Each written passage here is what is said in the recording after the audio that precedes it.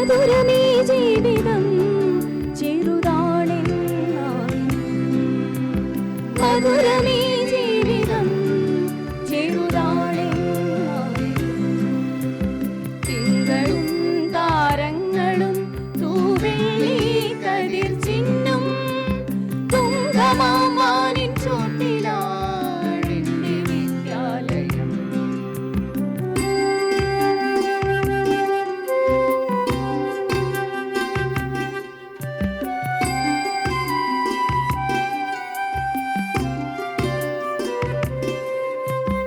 ആരല്ലിൻ ഗുരുനാഥ, ആരല്ലിൻ ഗുരുനാഥ, പാരിതില്ലെല്ലാം എന്നെ പഠിപ്പിക്കുന്നുണ്ടെന്നോ.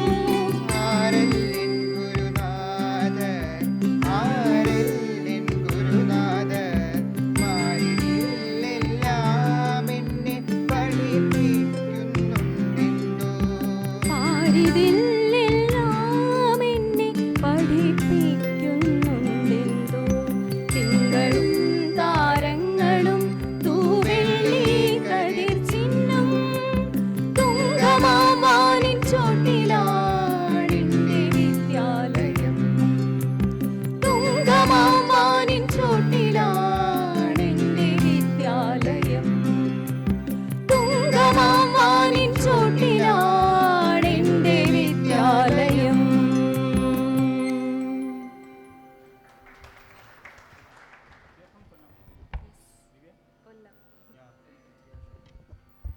Actually, Divya and team, they are from the Kollam.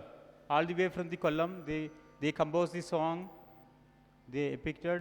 If you like the song, please make a clap to him. Yeah. You want to say something? Divya will talk something, no? Just share your experience. Good morning, everybody.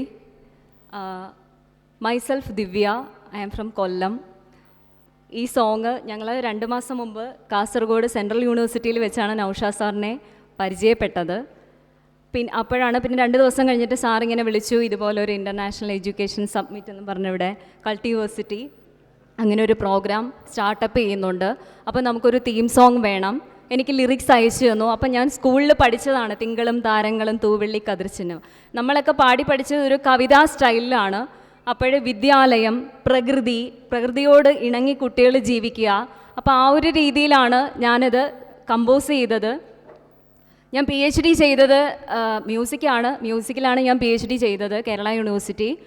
അപ്പോൾ കല്യാണി എന്ന രാഗമാണ് ഞാൻ ചെയ്തത്. അതിൻ്റെ തന്നെ ഒരു ജന്യ വേർഷനാണ് ഹമീർ കല്യാണി. ആ ഒരു രാഗത്തിലേക്കാണ് ഞാനിത് കൊണ്ടുവന്നത്. ആ രാഗത്തിൻ്റെ ഒരു പ്രത്യേകത എന്ന് പറയുന്ന ഒരു ഹാപ്പി, നമ്മുടെ പ്രപഞ്ചം, പ്രകൃതി, കിളികൾ, പുഴ, ഇതൊക്കെ കൂടുതലും ഫോക്കസ് ചെയ്യുന്ന ഒരു രാഗമാണത്. അതുകൊണ്ട് ആ രാഗത്തിലാണ് ഞാനത് കമ്പോസ് ചെയ്തത്. കവിതയുടെ ഒരു സ്റ്റൈല് മാറ്റിയിട്ട് അതിനകത്തേക്ക് ഒരു ഡിവോഷൻ, ഒരു സബ്മിഷൻ, ആ ഒരു രീതിയിൽ കുട്ടികൾക്കൊരു ഹാപ്പിനെസ് തോന്നുന്ന ആ ഒരു രീതിയിൽ ആ ഒരു ഫീൽഡിൽ ചെയ്തതാണ്. എല്ലാവർക്കും ഇഷ്ടപ്പെട്ടു എന്ന് വിചാരിക്കുന്നു. Okay, thank you. Thank you, Dr. Divya. Now it's a time, please be seated. As our policies follow the child, not follow the teacher. That's why we taken all the students there in the dais. Actually, we thought it's to sit in a round, but as some procedures here, it's not possible. Let me request the chief guest of the day and the inspirer, the official guest from National Institute of Technology. Yesterday, the NIT director, Professor Prasad Krishna, was with us. We had meditations, and it's a workshop on DI, Divine Intelligence. It's about not mindfulness, it's a heartfulness. And Indian knowledge system as one of the key feature of this national education policy, which is a milestone of India to decade the education and of course rebooting India. But in Kerala, we are much failure to implement this thing.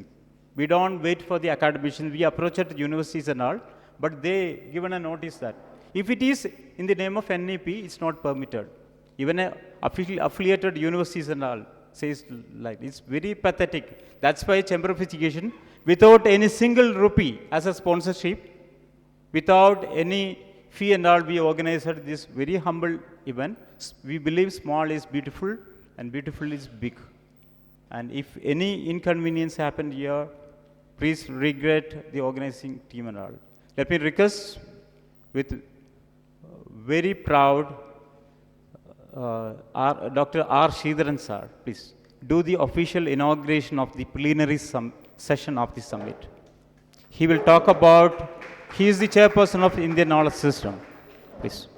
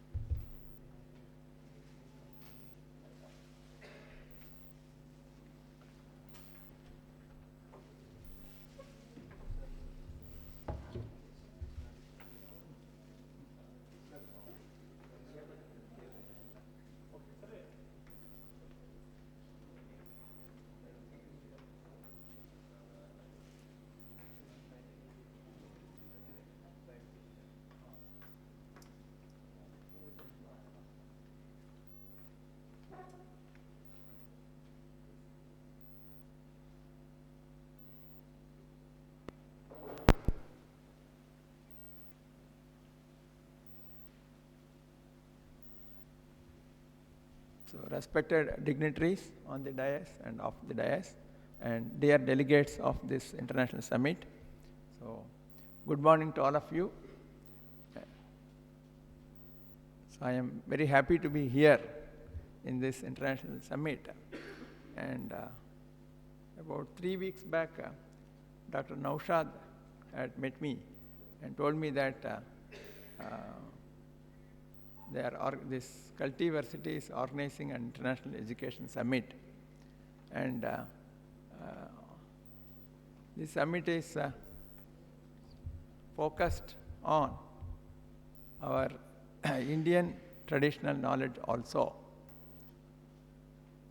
At NIT Calicut, our director has established a Center for Indian Knowledge System in line with the National Education Policy 2020.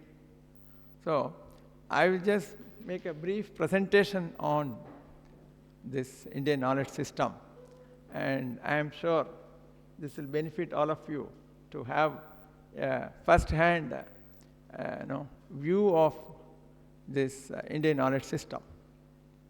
And I have a few quotations to show, then I'll go to the subject. So, our former Prime Minister Jawaharlal Nehru has made a statement that he says, if I was asked what is the greatest treasure which India possesses, and that is her finest heritage, I would answer unhesitatingly that it is the Sanskrit language and literature and all that it contains. In fact, our literature on science and technology and arts, culture, all these aspects are available in Sanskrit language. Because all of you know, before the Britishers started ruling India, which is the current Bharat, but that Bharat was having other regions also. Before these Britishers came, the official language was Sanskrit. And of course, each region has had its own regional language. But the common language was Sanskrit, just as now the common language is English. So, the literature on science and technology, arts, commerce, is on Sanskrit only. This is a magnificent inheritance, and so long as this endures and influences the life of our people, so long will be the basic genius of India continue. If our race forgot Buddha, the Upanishads, and the great epics Ramayana and Mahabharata, India would cease to be India. That's what Jawaharlal Nehru said next. Then our former president and scientist Dr. APJ Abdul Kalam has written about the importance of ancient Sanskrit literature. Ancient Sanskrit literature is a storehouse of scientific principles and methodology. The work of our ancient scholars should be thoroughly examined and, where possible, integrated with modern science And this is available in his book, previous, that is Ignited Minds, page number 77. He makes this statement. Next. And we know that the decimal system 0, 1, 2, etc. up to 9, that was originated from India and it migrated to Arab countries, and now it is known as Indo-Arabic numerals. So the great mathematician Laplace has this to say: it is India that gave us the ingenious method of expressing all numbers by means of 10 symbols, each symbol receiving a value of position as well as an absolute value. The idea escaped the genius of Archimedes and Apollonius. So before using this decimal system, they were using the Roman letter system, and it was very difficult to do arithmetic operations with these Roman letter symbols. And also writing large numbers becomes very clumsy. So this decimal system, which was brought about by Indian people, it was very useful and handy. Albert Einstein has commented on Indian contribution. We owe a lot to the Indians who taught us how to count, without which no worthwhile scientific discovery could have been made. So a lot of advances in mathematics were possible with this. And also, I have one statement from this Adam Osborne, the co-founder along with Steve Jobs of Apple Computers, when he wrote for DataQuest. The last paragraph I can read. It is therefore with some misgiving that today I find myself dealing with Indians, many of whom do not feel proud of their Indianness. Indians are recognized throughout America as technically superior. Since the day Indians learn pride, India will rapidly move out of its third world status to become one of the world's industrial powers. So, in order to be proud, what we should do, we should first know what our forefathers have done, developed. Next. And I've just given some of the great monuments and structures and what science and technology prevailed at that time. And first is the Harappan bricks. In fact, the Britishers wanted to rail first railway line from Lahore to Multan in 1857. And at that time, two brothers, engineer brothers, John and William Brunton, they were searching for some material for laying this track. And villagers told them that there is a site nearby where a lot of bricks are available. So these these engineers asked their staff to take those bricks and for used as a material for laying this line. But it was actually the ruins of Mohenjo-daro and Harappa. And those bricks have so much of strength, even now the railway line is working.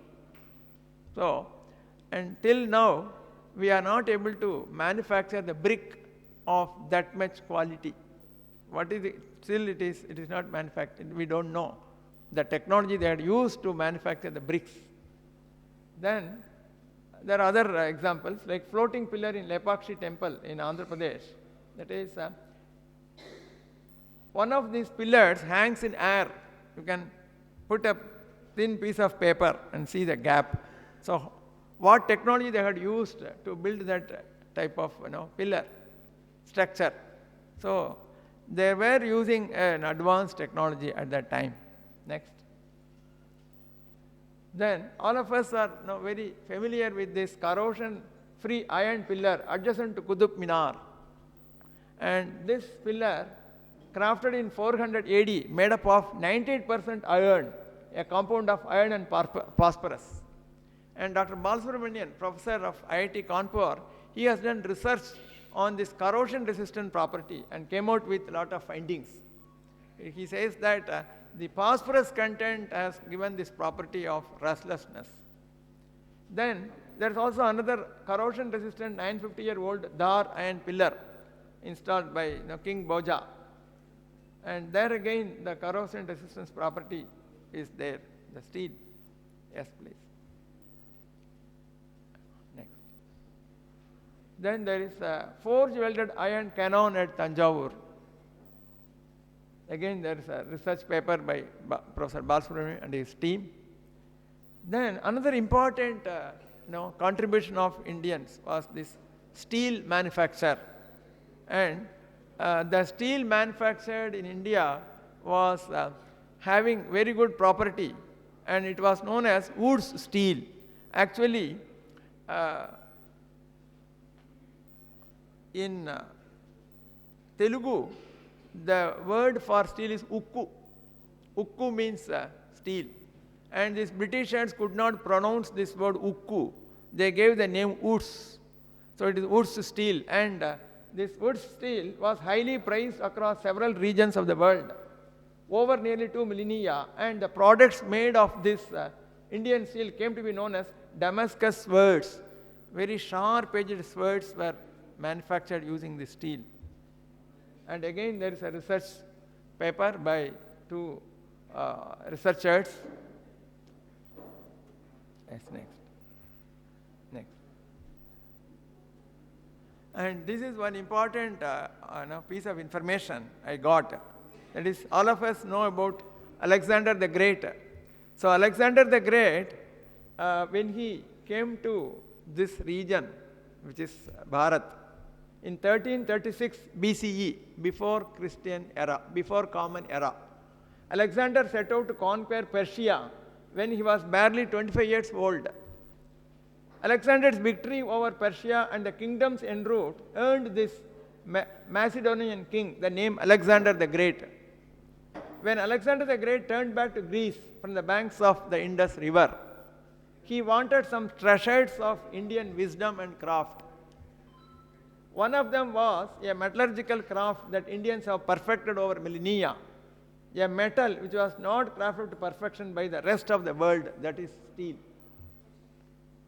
Steel was the gift Alexander desired to take back with him. He was not interested in the gold or pearls or other precious stones. He just was interested to take this steel only. And 100 talents of Indian steel, and talents is a Greek measure similar to the local word tola, used in India today. So the king of porous Sind gifted the request as an act of friendship. So much of this wood steel he carried to his Greece back. Yes, next. Then we are very familiar with this Aranmula Kannadi, which is manufactured in Aranmula. And what technology they are using? They are just polishing the metal only and get a mirror. And it is actually the technology is not known. And these two researchers again have done research on the properties of the metal, which helps them to get a very polished surface like a mirror. So there are many more examples. A few only I have put here. So some solid science and technology was existing, but that knowledge remained in Sanskrit language. And because the Britishers came and they forced us to learn English, that knowledge has been forgotten. All this knowledge has been forgotten, but still it has been preserved in manuscripts, and later on now people are coming out with printed books. Like that. Next. And other structures also, the Kalani Grand Anicut Dam, built in 150 CE, it is still in existence and use. So what technology they had used to build that dam? Nowadays you see some projects, even before inauguration, there some cracks have been developed and destroyed. The Tanjavur big temple, it's a very big heritage monument built by Chola Emperor. And then another ingenuity or beauty is the locations of these 5 temples for the 5 elements. And you can see here, the longitude is all same. Just next slide. You can see here, the temple, 3 temples are in a straight line. Other 2 temples are located at some angles. So what technology they had used, what measuring instruments they had used to get this type of arrangements. So some technology was existing, and it is not randomly located. Okay, next. And this is one quotation from Professor Mahadevan sir's textbook. In fact, I had brought this copy of his textbook. And AICTE had asked Professor Mahadevan sir to bring out a textbook titled as Indian Knowledge System Concepts and Applications. So this textbook is the one prescribed for students, especially UG students, to get a first-hand knowledge on Indian knowledge system. So in this book, and this first author is a professor in IIM Bangalore, and second author is an associate professor in Chanakya University, Bengaluru, and Nagendra Pavana is again an associate professor in a university in Andhra. So this book, Professor Mahadevan says, Nahi jnanena sadrisham pavitra miha vidyate. There is nothing as purifying as knowledge. Next. And again, we have a motivational verse, Subhashitams. Ananta shastram bahuvedittavyam alpascha kalo bhavascha vignaha yassara bhutam tadupasitavyam hamso yata kshira mivambu mishram. I have taken it from a textbook titled as Motivational Verses. Next slide gives the English meaning. Ananta shastram, that is, Ananta means no end. Knowledge is endless. And bahuvedittavyam, there is much to know. Then alpascha kalo, the time available is less. No? Then, but obstacles are many. So one has to choose that which is the essence. Just like a swan that picks up only milk from diluted milk. So whatever we hear or we read, etc., take the essence of it. Isn't it? Next. Yes, this is another Subhashitam. Swagrihe pujate murkaha, swagrame pujate prabhu, swadeshe pujate raja, vidwan sarvatra pujate. So, the title of this summit is international, isn't it? So, people who are knowledgeable in a particular subject or so, they are respected everywhere. So, a fool is respected in his house, a feudal lord is respected in his village, a king is respected in his own kingdom, whereas a scholar is respected everywhere. Vidwan sarvatra pujate. Then Chanakya's one verse is very famous and very important today's world. Pustakeshu jaya vidya parahatteshu yad dhanam samayetu pariprapte nasa vidya natad dhanam. That is, in English translation, knowledge which resides in books and money which resides with someone else are neither knowledge nor money at the time of real need. So, students are getting knowledge by listening to the teacher. That is the first stage. We call it as, in our Indian knowledge system, we call it as Shravana, hearing. Then afterwards, they have to reflect upon and contemplate. That is what we call as manana. Then third stage is, they have to assimilate it. And when it is required, they have to apply. That is known as nididhyasana. In fact, in our modern day practice, teaching practice, we are asked to follow Bloom's taxonomy. And Bloom's taxonomy starts with remembering, understanding, application. These are the three levels which are skills correspond to these three levels. A student is to develop in his school level. First, remembering. He has to by heart certain definitions, etc. Then understand. You have to understand what is the concept. Then you have to apply that to solve some problems, textbook problems. That is what is expected in high school level. But when he goes to a college level, he has to do analysis, synthesis, and creation. So he should be in a position to analyze a real life problem, and he should be able to apply different concepts and come out with a design, creation, some innovation. So our Indian system, they have made three stages only: Shravana, Manana, Nididhyasana. So contemplation is required, and once a student contemplates on a particular knowledge, then he can retrieve it whenever he wants it. That's what here it says.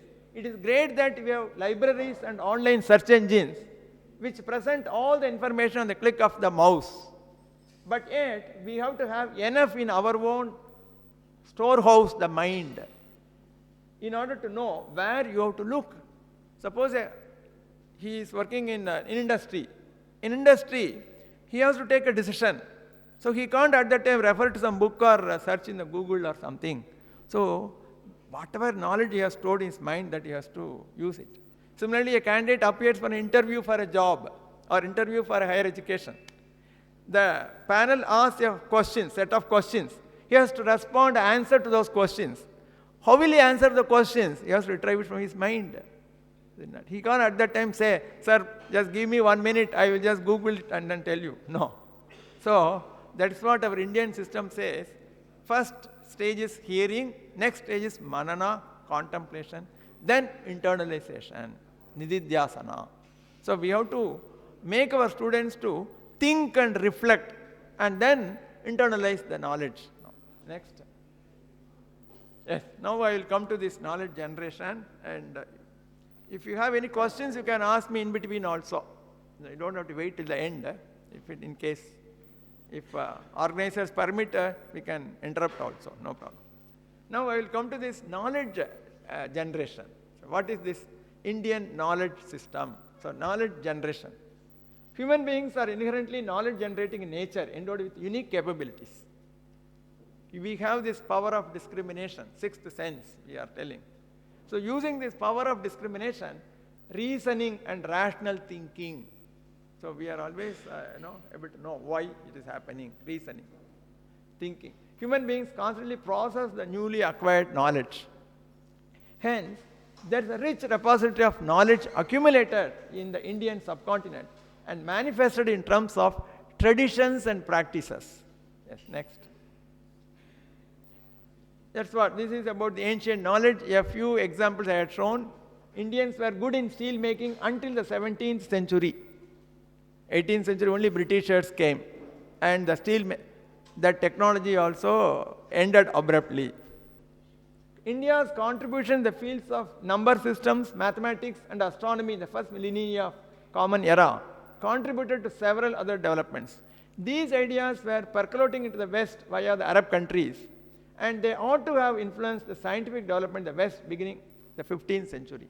That was the Renaissance period. Due to major changes in the education system in India, introduced about 200 years back, there was a rather abrupt end to the process of knowledge transmission. Yes. See how the knowledge from India has gone to different countries. It has gone to Europe, Greece, Egypt, Persia, West Asia, Japan, China, Southeast Asia, so many things. Yes, next. And in fact, Chanakya classifies types of knowledge into 4 categories. In his Arthashastra, classifies knowledge that one needs to know into the 4 types. One is Anvikshiki. Anvikshiki is general inquiry. In Malayalam we say Anveshanam. Anveshanam has come from Anvikshiki. So one has to, whatever information or whatever knowledge he gets from different sources, he has to analyze it. Encompassing logic and philosophy. Next is Trayi. Trayi is referred to the traditional knowledge, to the Vedas in particular. They are not Trayi. Then Varta. Varta is represent wealth creation, agriculture and commerce. Then Dandaniti, used to represent politics and public administration. So, a general person has to have education on these 4 aspects. He should be able to think logically, and he should be able to get ideas about ethical principles, that is what from Vedas. Then he has to know about some occupational trade, depending on his interest. And then he also should know about the general rules and regulations of that particular law of land. Okay, next. In those days, the syllabus for princes were these 5 areas.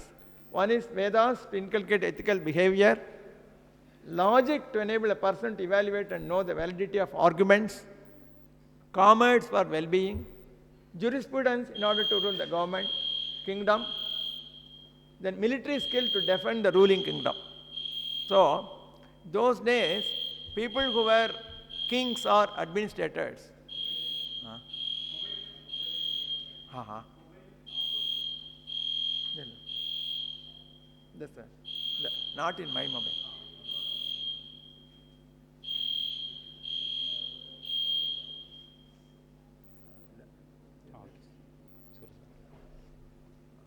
Okay.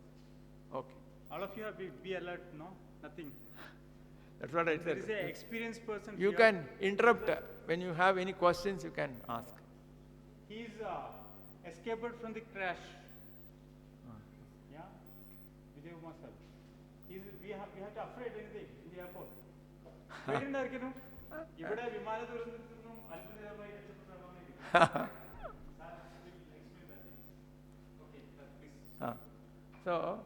So these are all the topics an administrator or a ruler has to be familiar with. King, those days it was rule, now it is democracy. We have got a prime minister or a chief minister and a council of ministers. So these people are supposed to have knowledge of these areas. Next. What is the meaning of education in India as per our National Education Policy 2020? A holistic and multidisciplinary knowledge that aims to develop all capacities of human beings: intellectual, aesthetic, social, physical, emotional and moral in an integrated manner. This is what is the statement of our education, what the holistic education is. All the branches of creative human endeavor, including mathematics, science, vocational subjects, professional subjects and soft skills are considered as arts, known as kalas, the liberal notion of arts. And ancient Indian literature describes a good education as knowledge of the 64 kalas or art forms. We call it as Chatushashti kala, 64 kala. And Professor Mahadevan's next slide. Professor Mahadevan sir has classified these 64 kalas into some categories, like artistic skills. There are 8 in number: singing, dancing, painting, theatrics, playing instruments. 8. Skills in cleaning and beautifying body, dressing, decorating, painting the face, applying aromatics, combing hair, setting ornaments. These are also not, the beauty parlor is not a new invention. It was there earlier itself. So there are 9 skills in this. Skills of decoration, making a covering of flowers for a bed, making the groundwork, like that, 6. Cooking related skills, 3. Then play and entertainment skills, 3. Like that. Yes, next. Skills for intellectual pursuits, conversation, debating, practicing language, composing. Our one of the participants, he said she has composed this song, that skill in composing. 8. Then engineering and technical skills, there are 14. Special uncommon skills, 6. So like that, 64 art forms. Next slide. In fact, the whole 64 list is available. I purchased a book 1 year back where that Indian knowledge culture, that is a book available for people who are preparing for IAS. They have some paper. So in that book, all the 64 skills are listed. So in our Indian education, the 64 skills are taught to the children, and they can afterwards choose one to specialize. Choose one to specialize. Yes, next. And yes. Now, what is this Indian knowledge system? The term Indian means the indigenous sources of knowledge generated by the Indian society. The term Indian refers to the undivided Indian subcontinent, Akhanda Bharata, which denotes a geographical area spanning from Burma to the east, on the east, to modern-day Afghanistan in the west, and Himalayas in the north to the Indian Ocean in the south. So those days, India included such a large region.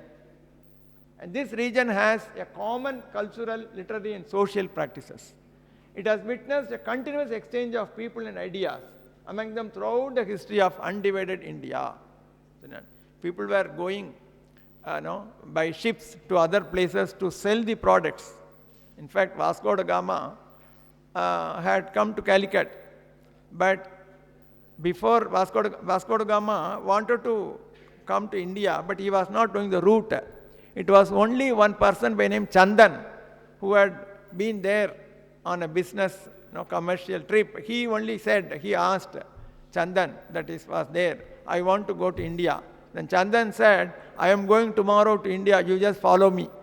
So that way only Vasco da Gama has reached. It is quoted in one of the books. I will tell you the reference book. It is quoted there. So Chandan was from here only. Chandran was from here. Next slide. So what is Bharat? Actually the name for Bharat, the traditional name for India is Bharat. Bha means knowledge. Rata means one who is passionate about knowledge, one who is interested in acquiring knowledge. So those who are passionate about knowledge are the people of Bharat. Next. Knowledge. So what is knowledge? Knowledge denotes a formal repository of knowledge available in literary and non-literary sources. We will come to that later on about this two classifications.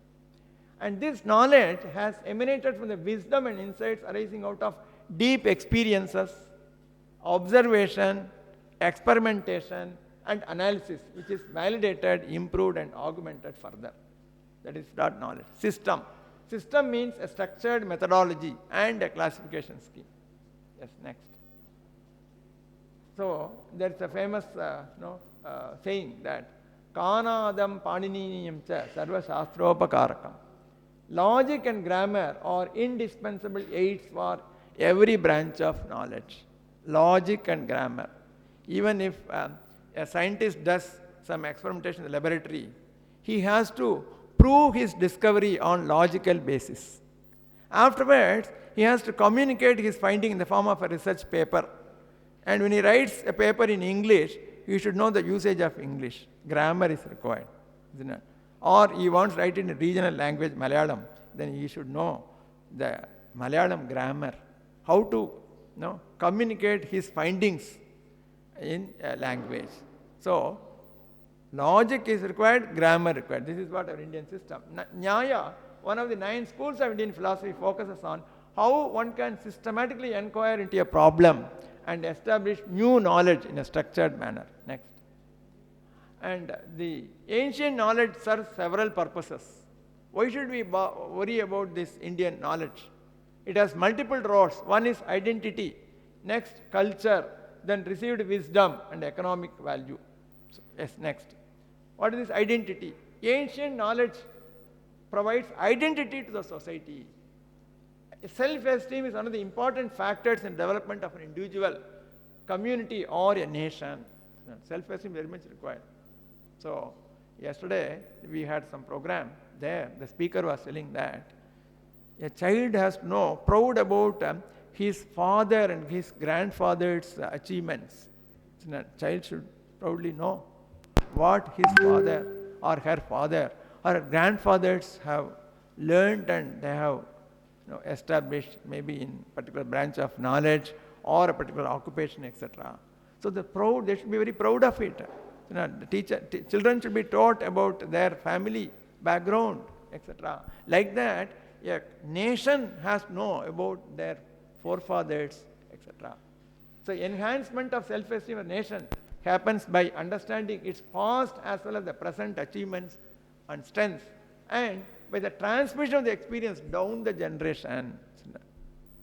We have to teach our children about what our forefathers have done in the family, and then pass that whatever, what you can say, that informal knowledge is there.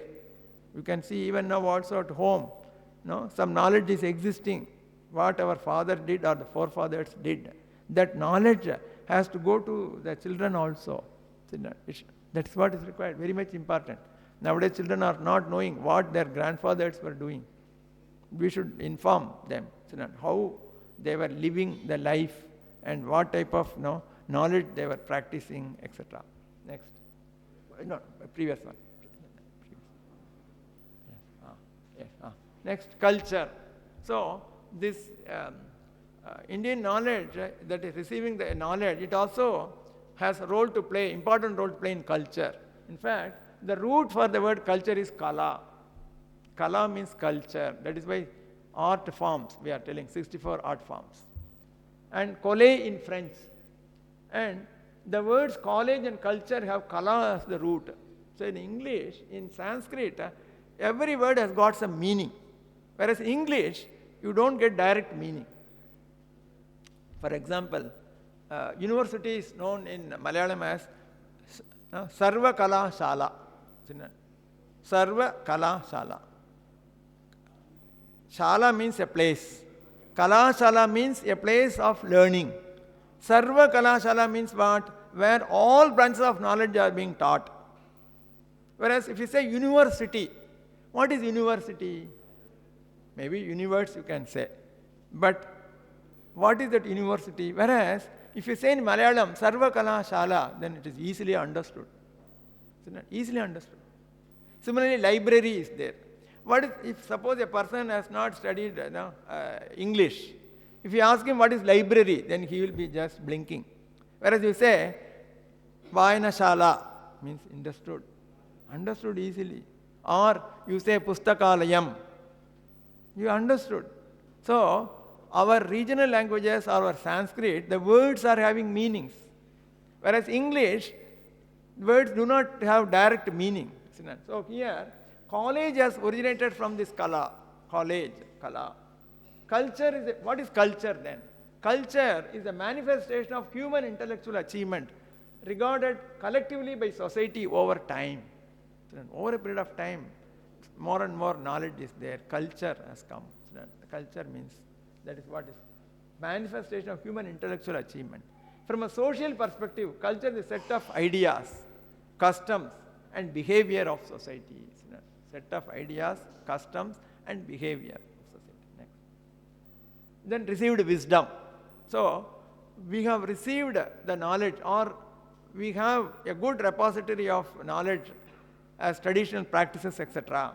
So, we can use that and proceed further instead of doing the same thing again. Avoids reinventing the wheel. Already certain things have been done, so take it and proceed forward. So that respect also, that role also this ancient knowledge system plays. Next. Economic value. Traditional knowledge and skills drive several industries, such as catering and food. Nadan Bhakshanam Kittam, the board is there. We are going for Nadan Bhakshanam. Not this, what you can call, the spicy foods available here. So you said, so Nadan Bhakshanam is there now. So it has got some economic value. Handicrafts, agriculture, nowadays water harvesting, organic food, we are all interested to have organic items. Then toy making, traditional medicines, no need to emphasize, Ayurveda, health and wellness, yoga, entertainment, Kathakali or different art forms, entertainment, art and media. Unfortunately, our children are not exposed to these. They are interested to dance to the Western music. It's happening now. It's a pathetic state. Our own traditional art forms we are not encouraging, isn't it? We have to encourage. The emerging world order puts greater emphasis on knowledge society. Transforming knowledge into economic value has been fully formalized with the global intellectual property rights, regulations, and patent laws. So, what has happened, our knowledge has to be documented, and then we have to patent that knowledge. On next slide, we will tell you about this patenting process. Next. And then, what is heritage actually? What is heritage? Heritage is our legacy from the past, what we live with today, and what we pass on to future generations. In fact, these two slides, I have taken it from IIT Hyderabad. IIT Hyderabad has established a department of heritage science and technology, separate department, just like Department of Chemistry, Physics, Mathematics. They have got separate department of heritage science and technology. Such detailed study is required. And the last line is important. What makes the concept of world heritage exceptional is its universal application. World Heritage Sites belong to all the peoples of the world, irrespective of the territory on they are located. Yes, next slide. Yes, heritage science and technology is application of science and technology to serve heritage industries in much the same way as chemical, electrical or mechanical engineering serve the respective industries. While our heritage is cherished asset for humanity, it is important to note that it supports livelihoods in a huge way. Cultural and natural heritage sites are the backbone of travel and tourism industry. So heritage sites have to be preserved for posterity. Industrial activity around heritage assets are invariably fragmented, lead to lower incomes. So this heritage science and technology tries to address this problem, bringing the power of science and technology to play. It helps small and medium scale industries around heritage to survive, thrive, aggregate and scale. Next slide. And this is a list of heritage sites in India. Chinna, you've got plenty. Yes, next. Like that. Okay, fine. So why bother about IKS? I said document, as I said earlier, documenting. We Indians are very poor in documenting. You know, several people have visited India and they have made notes. We have heard. They make diary, they make notes. And from that notes only, sometimes we are able to get what were the customs, practices, knowledge existing at that time. Unfortunately, we Indians have become very poor in recording, documenting. Only everything is in oral form. Oral form. Grandmother's prescription for some wound healing or something like that, but it is not recorded. But foreign country people, they are documenting it and getting it patented. I will give some examples. That's what. A US company was awarded a patent for neem as a pesticide. Neem. Neem is very commonly known to us, but a US company has got a patent for that. And we could not revoke that patent. Whereas, a patent on the use of turmeric powder for wound healing, initially a foreign company has got, but then CSIR, Council for Scientific Industrial Research, they tried for 1 year and then finally they could revoke that patent granted to that US company. And in homes, at home we have been using this turmeric powder for wound healing. In fact, turmeric has got lot of medicinal properties. In making that sambar, we are adding turmeric also, powder. And turmeric also is applied on the skin, especially ladies use turmeric to get a soft skin. So, turmeric is used for several applications in India, but we have not documented it. And the next. This is first case description in Mahadevan Sir's book, IKS in Action 1.1. So he says here, after a legal battle for more than a year, India's Council of Scientific Industrial Research has successfully forced the US Patent and Trademark Office to revoke a contentious patent granted 2 years ago to researchers in the United States on the use of powdered turmeric. Next slide. Now he quotes another case. Recently, one company was awarded patent for an extract from what they call PGNP, which is known as Har Har Dal. So he says here, let us see an example. The US Patent and Trademark Office granted patent rights on knowledge of the use of PGNP extracts for treating diabetes, hypoglycemia, obesity, atherosclerotic cardiovascular disease to the company known as Insmed Inc., based in Richmond in Virginia. The company claimed its novelty in the invention of PGNP extracts for treating these diseases. In the patent applications, the company Insmed acknowledged only a handful of uses of PGNPs in traditional medicines by citing some references of journal articles that appeared in 1957 and 1968 that describe the effects of PGNP and its extracts on blood sugar. The patent application did not include references to the traditional use of PGNPs in the treatment of the mentioned diseases. Next. PGNP, botanical name is given, then is commonly known as arhar or red gram in India. There are several instances of the use of PGNP extracts in traditional medicines in India. A study of plant medicines by researchers in the Department of Pharmacology at the All India Institute of Medical Sciences, AIIMS, tested PGNP extracts as they are used to treat diabetes. diabetes in Ayurvedic medicines. So they have seen this. Now the research is going on. The scientists, next, at the council of the CSIR, observed that there is a need to gather strong evidence from our traditional texts to challenge such patent rights. Unless we preserve and be aware of the ancient knowledge, we will not be able to prevent the spillover of our economic value arising out of the knowledge now. So these are all some examples now. That is why we are asked to know about our Indian knowledge system. But the current era is patent era. You have to patent your knowledge and technology. Otherwise, some other person will get the patent, then we'll have to pay a huge amount of money to get that technology or get that knowledge. This is very important. Next. So these are all some videos which you can watch for getting some idea. One is a talk given by an alumni, IIT alumni on Indian knowledge system. Then the second one is very good video. It's available in YouTube. That is TED Talks. You have heard about TED Talks. Then Ancient Ingenuity of Water Harvesting by Anupam Mishra. You know Rajasthan, it doesn't rain much. Kerala it rains, we get very good amount of rain. But Rajasthan it doesn't rain. But they still have some techniques for preserving the water which they get from meager rain. Some traditional methods are there. And that is given by Anupam Mishra in his talk. Next. There is underwater excavation of Dwarka by archaeologist S.R. Rao. Then there's a video, very good interesting video on India's contribution to mathematics through ages by Manjul Bhargava.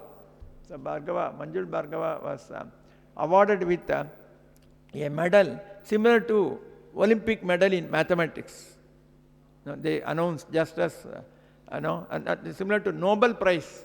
Just as Nobel Prize is announced, there's a prize in mathematics. And Manjul Bhargava has got that award and he has given a very interesting video. Next. Yes, myths about IKS. What are the myths about IKS? Misunderstandings. It is a discipline by subject or specialization. It is ancient. It is Hindu spiritual science. It is mainly spiritualism. One can become an IKS expert. These are all some misgivings about IKS. But what is the real thing? Facts. It is a cluster of different subjects. Mathematics is there, astronomy is there, then medicinal knowledge is there, legal knowledge is there, science and technology is also there, art and literature is also there. So IKS contains the entire gamut of knowledge. It is a label given to a collection of interconnected disciplines. All knowledge of India, past, present and future. It includes empirical sciences as well. So, observation, hypothesis, testing hypothesis, and establishing knowledge or establishing the statement, developing theories. That is what is the empirical science. India has made contribution in the fields of these things, linguistics, economics. IKS is not a discipline, it is actually multidisciplinary. Next. So what do we do with the ancient knowledge? Can we simply abandon it? Keep it in puja room? Yes, some textbook is there, daily do some puja. Or take positions without knowing what it contains. Without knowing what it contains, you simply say it is good or it is bad or it is useless, all those things. Glorify the past. Simply say, yes, our forefathers have done, etc. These first four are not at all going to be useful, whereas last two. Get to know first hand. That is very important. We should know what first hand. That is why this book has come. Explore new paradigms. New paradigms. You just find out. Extend that knowledge for our benefit, economic benefit. Next. Yes, this is the classification framework given by Professor Mahadevan sir. You see here, literary and non-literary form. Literary forms available in books or something. Non-literary are oral traditions. Many art forms are only in oral form. So many art forms are there in Kerala. Each state has got its own art forms. Then health, home remedies, oral form. Then food and life practices, folklore, they're all in oral form. In fact, when 3 weeks back when Dr. Naushad met me, I had severe swelling on my left left foot, severe swelling. I was actually keeping my leg above a raised stool and then sitting there and meeting these two people.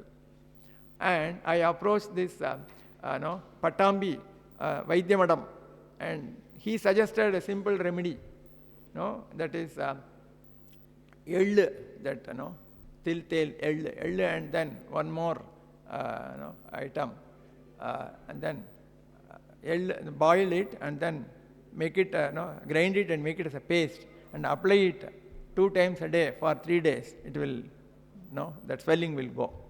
I was doing that process only, my swelling has come down. So there are traditional practices like that. Then coming to the literary form, we have Sanatana Dharma, other dharmic traditions, regional. That is, Sanatana Dharma has Vedas as the original source, that is why Sanatana. Whereas Buddhists and Jains, they don't accept Vedas. So in the Sanatana Dharma, you've got 2 things. One is core, another is others now. That is core, we call it as, that is 14 Vidyasthana, and others are there. Next slide will further explain. Yes. That is Chaturdasha Vidyasthana, 14, that is the 4 Vedas. In order to understand the Vedas, you need to know Veda Angas, because Vedas are in Sanskrit language. And you need to know first the pronunciation, Siksha. Next is Vyakarana, grammar. Then third is Chandas. Chandas is science of poetry. So if you want to compose some song or poem, you should know how many lines should be there in that poem. And each line, how many syllables will be there. And the first line and second line may rhyme, or the first and third line may rhyme. Some science is required. So you never want to compose a poem or a music, some science is there. So that is Chandas. The Nirukta is dictionary to understand the meanings of words. Then Kalpa is telling about the rituals to be done. Then Jyotisha about the time aspect, when to do a particular job. So these are all the 6 Vedangas. 4 plus 6, 10. Then remaining 4, Itihasas, Ramayana and Mahabharata, and Puranas.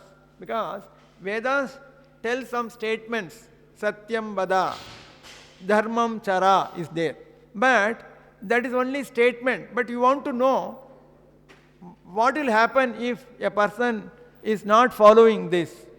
No. So that example is given in Ramayana and Mahabharata. We know Ramayana, Lord Rama was always speaking truth and always following Dharma.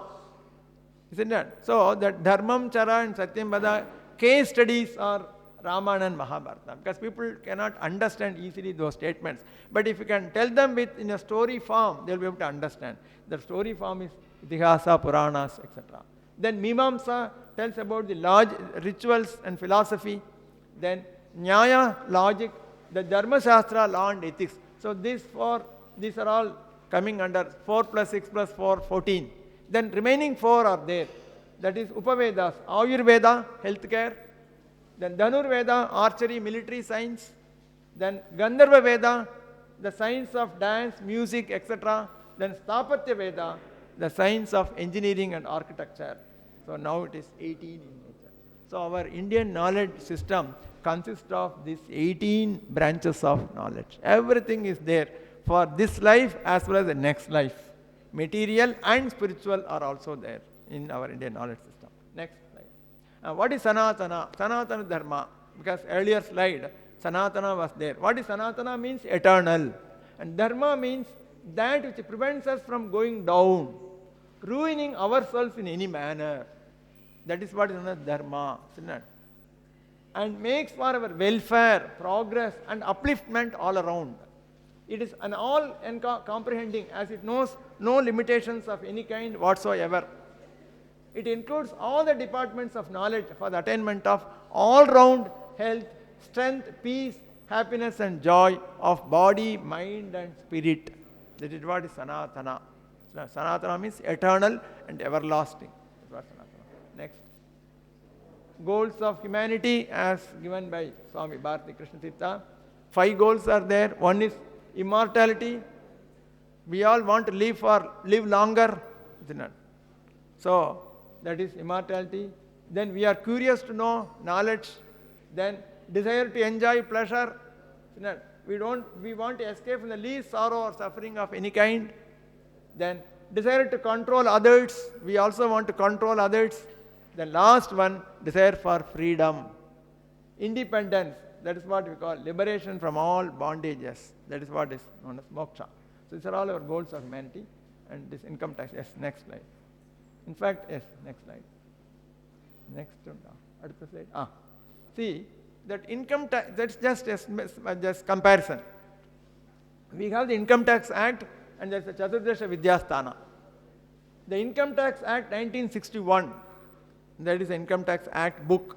That can be, the Vedas can be considered to be that type of book. Vedas statement. Then, but that book alone you may not be able to understand. Then they have developed what is known as a guide to Income Tax Act 1961. It runs to some pages. Because Income Tax Act as such you cannot understand, then they have developed some guide. That is what is Smritis. Smriti, Vedas are known as Shrutis. Smriti means people who have understood the Veda, they have written down some books, they are not Smriti. Then a book of case laws in IT Act you have, that is Itihasas, Puranas, etc. Because Itihasas, Puranas, case study in management, we are teaching. That is, these Itihasas are equivalent to the case studies. And in the case of IT laws also, the case studies will be there. So like that, yes. And this gives a repository of knowledge. So many, before 3000 CE we had this knowledge. Next. And then other types of knowledge from 3000 BCE to 500 CE. Yes, next. All that. That's all our knowledge repository. And 1800. And yes, please, previous. So in the IKS division of Ministry of Education, Government of India has established this IKS division with a vision to promote interdisciplinary and transdisciplinary research on all aspects of IKS,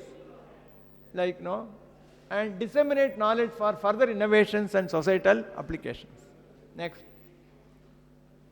Yes, next. In NIT Calicut, our IKS center offers these two courses. It also conducts a certificate course on Sanskrit under non-formal Sanskrit education scheme and conducts several invited lectures of eminent personalities. Next. And we also got one project recently. Last year, one project was sanctioned that is on Indian knowledge systems approach to deep ecology, integrating sacred geography and sustainability. Our faculty, Dr. Anjana Bhagyanathan, Assistant Professor, Department of Architecture and Planning. She is the principal investigator and they have a set of co-investigators. Next. These are all the references of books available. Plenty of books are there.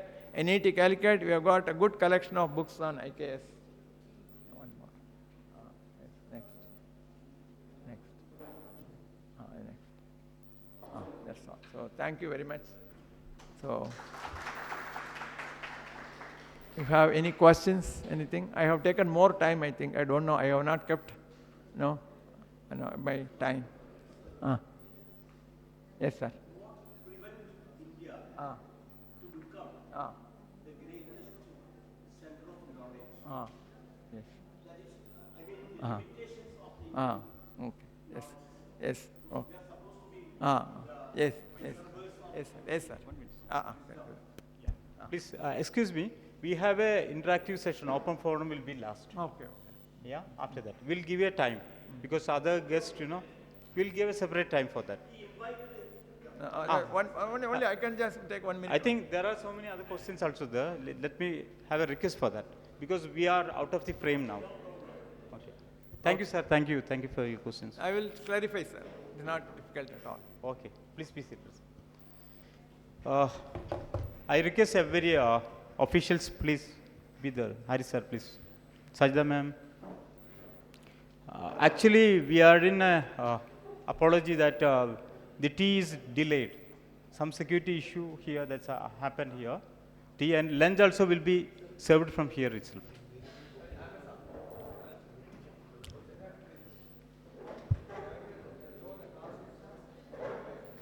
Now is the time for the tea and graffiti time. You can interact. I request Dr. Amir Hassan and Dr. Babu sir, please be on the dais.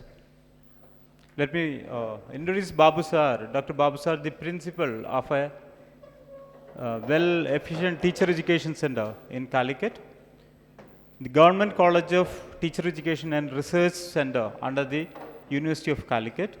And we conducted various sessions there in his college. That's in Mananjira itself, that's in the center of.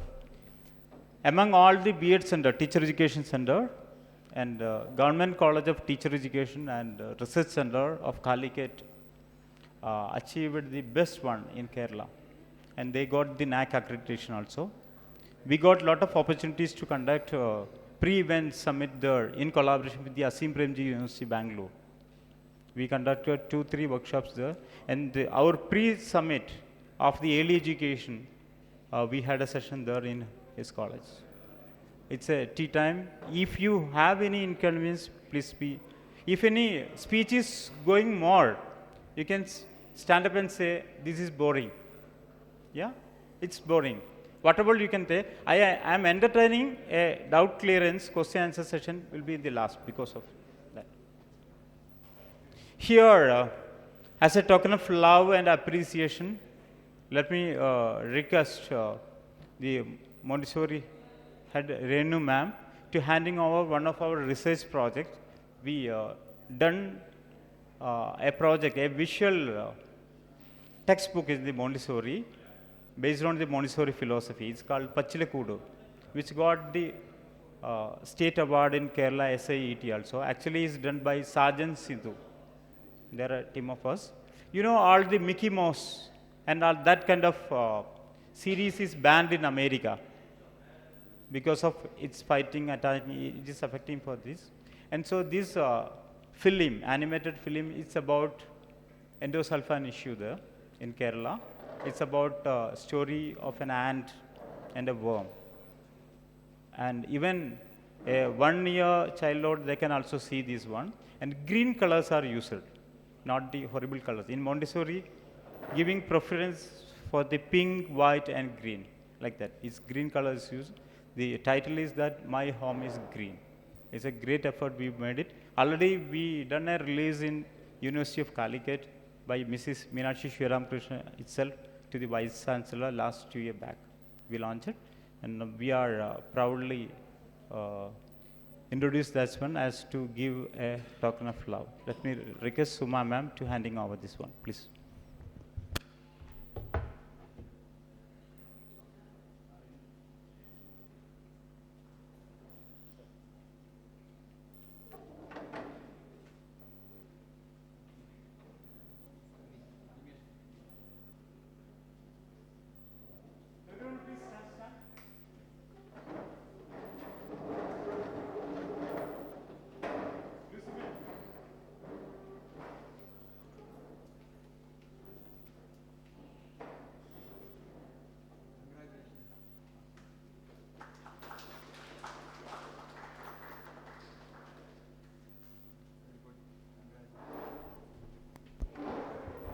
Thank you. In you know, this education is part of the assessment in Kerala. You know, even the government of Kerala already took 2-3 tours to Finland to implement happiness pedagogy here, happiness curriculum. And after post-pandemic, they implemented in schools by laughing things and all. But they are giving A1, A2, A+, A3 and all. But it's not introduced in Finland and all. Happiness index there for the evaluation, whether child is happy at home or school, just like Sadbhavana and all made it, where the children, you know, they are happy in Sadbhavana. I got an opportunity to work under Haris sir, under his leadership as an administrative officer there, when the Sadbhavana at the inception itself. But the government, you know, till they are implementing the same examination system everywhere. We can see that flex board, you know, A+, honors, like that, you know. Even Kalam's told, you know, the India situates in the backbench, but we are giving these grades and all. In NEP clearly mentioned that assessment of learning. assessment of learning, for learning, by learning, like that. As it is, assessment as learning, learning as assessment. Now we have a research projects by Dr. Sajida ma'am. Formerly, she worked in Farooq College. It's known as the Aliga of South India. And now she is heading the Department of English. She done a UGC projects. It's a funded project. She done a lot of effort to comparing the IB, CBSE, KGSE, alternatives, all the assessment system. She will do a detailed presentation on assessment. Assessment is so much important. Please, ma'am.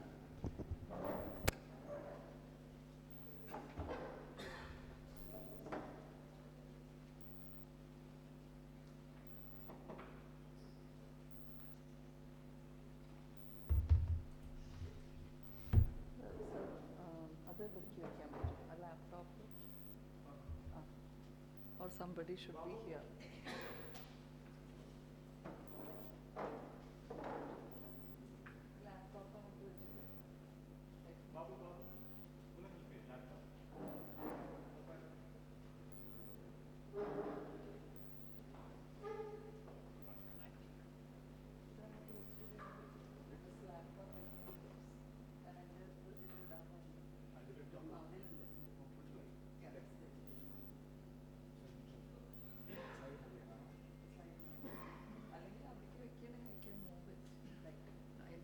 I don't need anybody's help.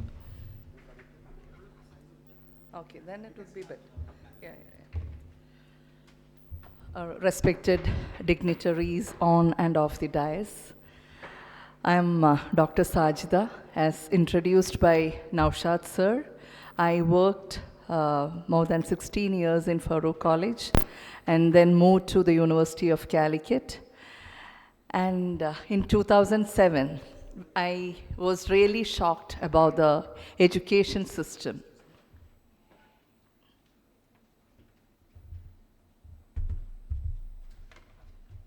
Thank you very much.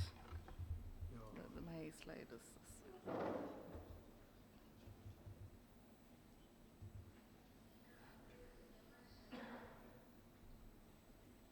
Thank you.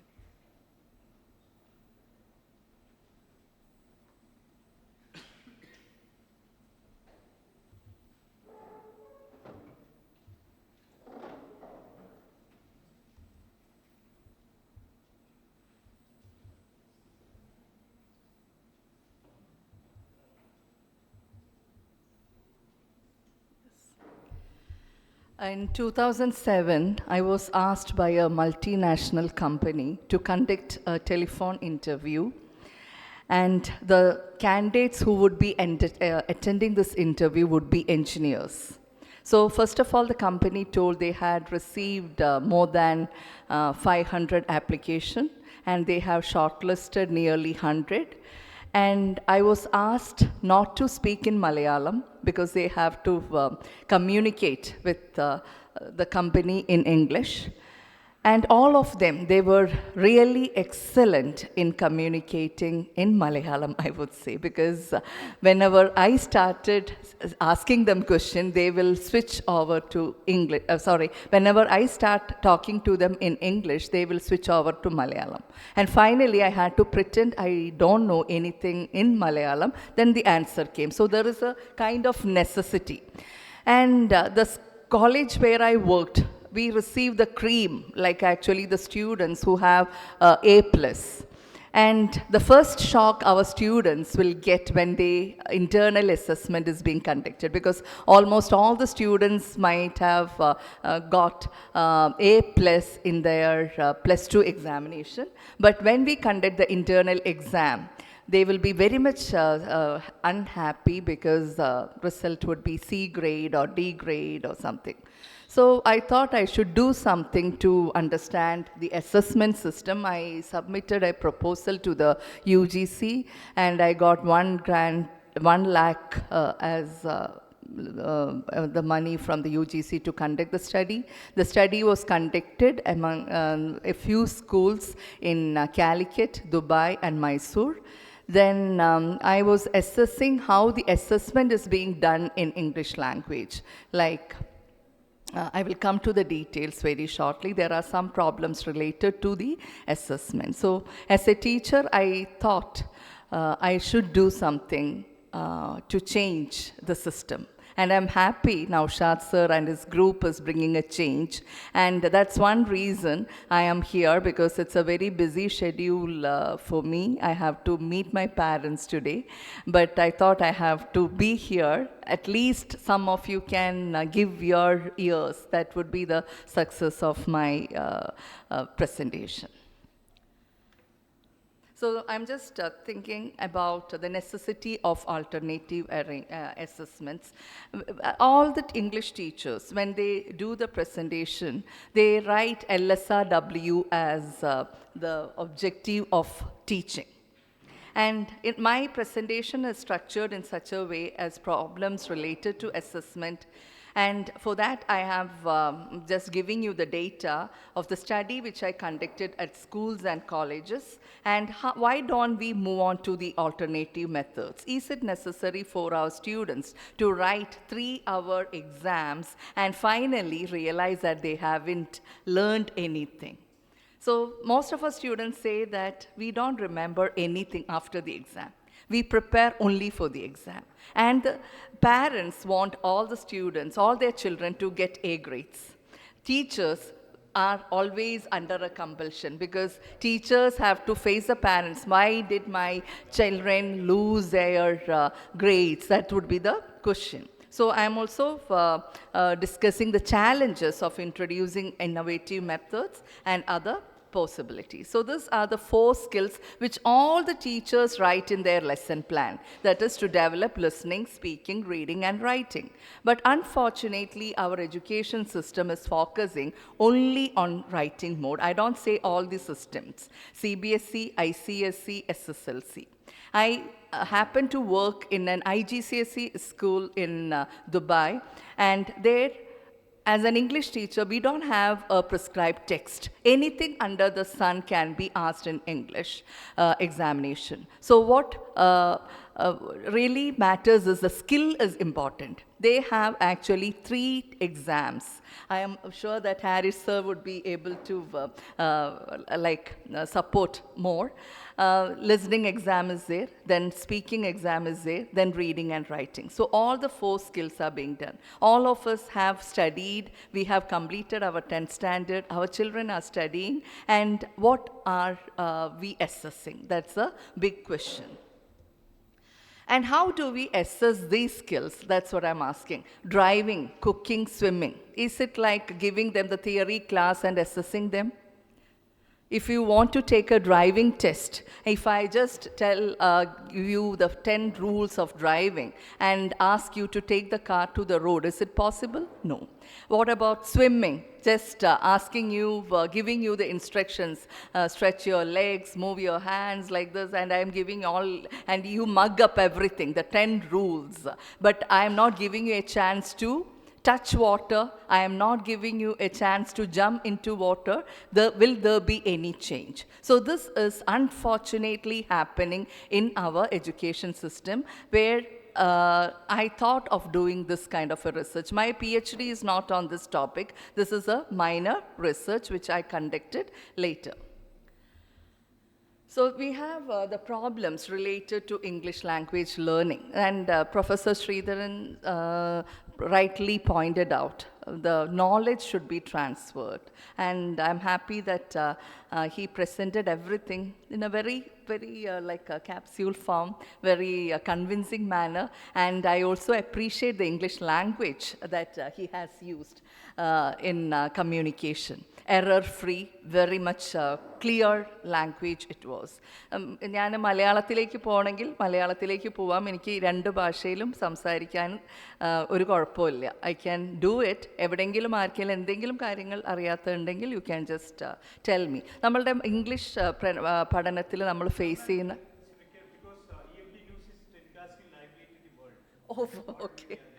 okay then. So that's one thing I was telling.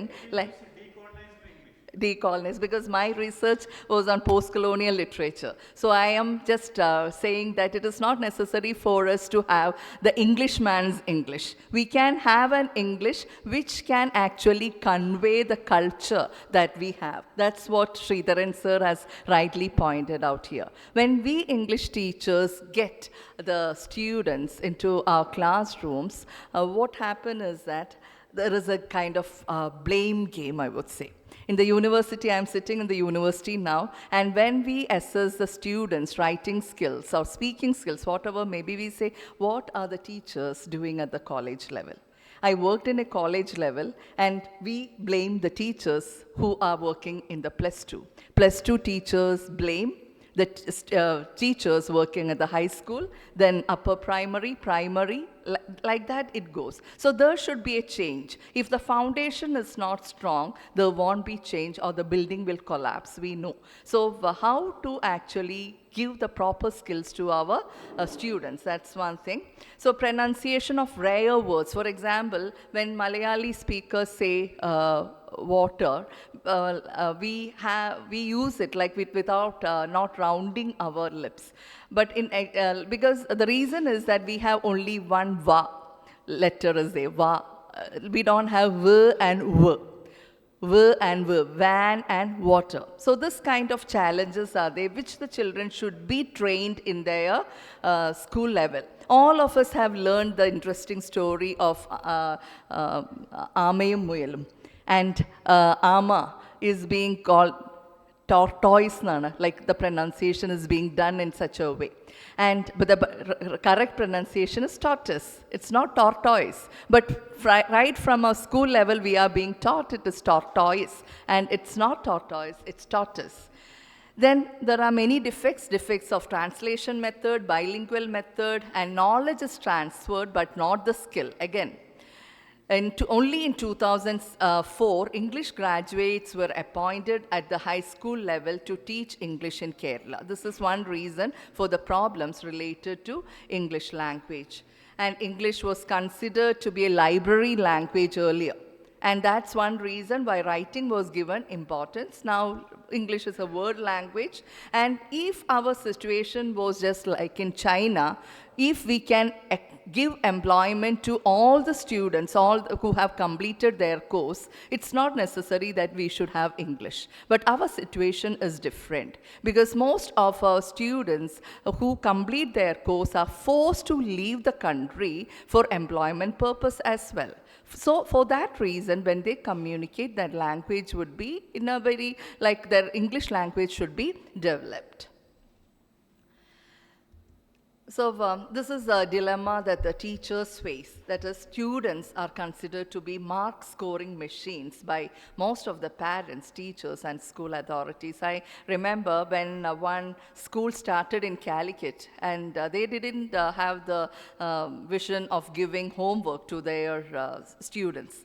The parents started complaining, and finally the school had to change their policy of giving and they started giving homework for the students. Like the parents blaming, like they are coming home, sitting at home without doing anything, just watching TV. That was done long back. So the school changed their policy itself. Then teachers focus on exams focus on writing and reading skills and ignore listening and speaking skills.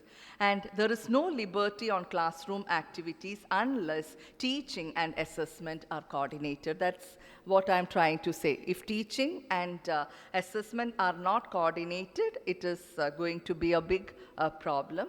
And every year, there will be some change in the syllabus. In some of the schools, you can say, they will be bringing new books. At the university level, at least 3 years, we have the revision. But the revision takes place, but what about the question paper? It is the same old traditional questions that we give for the examination.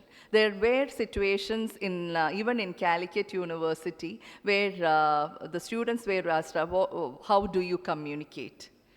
Like the communicative skills in English, like instead of asking them something to write or something to speak. And the biggest challenge is the teacher-student ratio. Because in Farouk College, we had a huge class, like 120 students. So we are not able to give at least 1 minute time for a student, and we are trying to develop their communicative skills. It's not only the case of one college where I worked, almost all the colleges, because people think that English or the skill is not that required, that can be done in a combined class. So an economics teacher should give individual attention. 60 students may be in the class, then another 60 will be combined when it comes to the English class. So do you expect this kind of a magic from an English teacher? That's my question. So right from the beginning, we have to bring the changes. That is, the student-teacher ratio should be fixed. And there are schools, when I worked abroad, where they make the division of the class. 31, if it is, the class would be divided into two. There will be 2 batches, no compromise at all. But we do a lot of things. We compromise a lot of things. And you want our students to excel. So this is a dilemma which almost all the teachers face. That is, a question paper will be traditional, old pattern, and theory-based.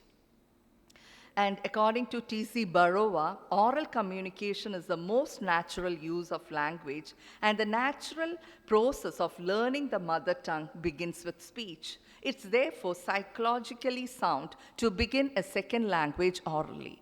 But all of you can just think about the way in which you started learning English. I'm just asking you to make an introspection. I don't want you to make the comment or anything like that. But think about the way in which you learned your mother tongue. You listen first to the sounds produced by the members in your family. Then you imitate the sound. That is, first is listening. Then you try to imitate them. You speak. Then maybe you will be reading some of the letters. When your parents are reading the newspaper, you go and sit with them, and they try to teach you how to recognize the letters. Then only it comes to writing. But earlier, what happened was that in our school level, a student reaches the school, teacher will write ABCD on the board, and the student will just copy those things, and finally, writing, reading, then where is speaking and listening? That's my question. So just an introspection. And I am just speaking about the necessity of oral skills. It's a complex one involving many sub-skills, differs significantly from conventional tests, and curriculum framing and teaching methodology fail with inappropriate assessment. Regular English classrooms fail where other institutional and government projects succeed. That is, additional skill acquisition program. It was a government of Kerala project which was successful. Like with 21 day, we were able to actually enrich the students' LSRW. No textbook, nothing. The skill is being transferred. And the first class, there were some students who had inhibitions facing the audience. But by the 21st day, like, the change is very much visible. But this kind of a change, unfortunately, we are not able to bring in our students who have done the course for 3 years. That's 3 years means the graduation program. And there are spoken English classrooms mushrooming. There are like a very good institute say we can inject English into your blood. And after all years of learning, 12 years of schooling, 3 years of graduation, 2 years of post-graduation, when a student wants to hunt for job, he feels where he fails, and he has to register in a spoken language program by paying maybe 10,000 or 15,000, whatever fee it is. And it's difficult to conduct an oral test. When I worked in IGCSE school, we used to conduct the listening test, asking the student to speak about something. A test card will be given, there will be an interaction, but it is not possible when the class size is too big. Speaking is an extremely difficult skill to test, as it's a far too complex skill to permit any reliable analysis to be made for the purpose of objective testing, says Heaton. People are more important than the testing instrument, and the assessors should have human approach. This I already mentioned about the additional skill acquisition program to solve the linguistic incompetency of the graduates. Why did the government introduce this kind of a program? Because of the incompetency of graduates, to strengthen their communicative skills and make them employable. So as I told you earlier, my study was held in 3 cities, Dubai, Mysore and Kerala, and I conducted the study in the SSLC, CBSE, IGCSE system, ICSE and IGCSE system, and even in the University of Calicut. University of Calicut was not funded by UGC. I did after my after the submission of my minor research project. In SSLC, like 2011, when I conducted this test, there was one paper, reading and writing, poem passages, listening and speaking are neglected. CBSE, again one paper, section A, reading, writing, section C, and D, grammar and literature. In 2023, again, you can see what happens in CBSE. Section A is reading, section B, grammar, creative writing skills and literature. But in 2012, maybe as a result of the studies of this kind, CBSE understood the need of assessment of speaking and listening, but it is done internally. So I have got the feedback from most of the students that the teachers do a kind of compromise when it comes to the internal assessment and formative and summative evaluation of listening and speaking. ICSE, they have 2 papers for 2 hours, and I understood that they are also not assessing the listening and speaking skills of the students. They give much focus to writing. Then moving on to IGCSE Cambridge, which is a school which is like IGCSE curriculum is followed in Sadbhavana World School. I think they also have a CBSE. And this is also, when I stand here, I have to share my experiences both as a teacher and as a parent. Because my son studied in Dubai, and when we moved from Dubai to Calicut, it was very difficult to find a school which will be giving happiness to the child. So I thought that we'll have to go back to Dubai. There, they followed a system where the teachers will be dancing with them in the assembly, will be doing things with them, and they will have Green Week celebration, they will have Apple Day, bring all the students bringing apple and cutting and enjoying it. They will have the baking classes. This is how they learn. But when the children, this is all the problem most of our NRIs face. When they come back, and we say that, oh, they don't adjust here. The parents move from here, they are taking their children there, and finally you want your children to know their culture of the Indian system and all. And again, what happened is that the school system was very much disciplined, like sitting in the class right from the morning till evening. And thanks to Sadbhavana, later I moved my son to Sadbhavana school, and he was happy there. He completed his 10th from Sadbhavana school. I am not a promoter. I am not standing here to promote Sadbhavana. I accidentally saw Sir Harris sir here. And later he did his A-levels from White School International. It was actually a very challenging thing as a mother for me, because when the children do not adjust, when the children are not happy in the school, and assessment can be done on anything. If a child is able to do something creative, maybe making a fruit salad, that is actually something which is creative, and that is teaching the children life skill also. Just as we can see our girls have reached some mass, but our boys, they do not know even to make a cup of coffee. That is a challenge here. I'm not going to the gender aspects now. That is another topic. Here in IGCSE Cambridge, I found that there are 3 exams: oral communication, reading and writing, and also listening. And the listening test was very difficult for the SSLC and CBSE students when I conducted. I conducted my study by making a question paper which will be testing the LSRW, listening, speaking, reading and writing, a common question paper. Then I visited these cities, I went to all the schools, I conducted the test. And I would say that even some of the top schools in Calicut, following CBSE and SSLC, the students failed to do the listening test because they are not getting the practice. The practice is very much important. But in IGCSE, only like the teachers go and do the listening test and they are trained right from the first grade itself.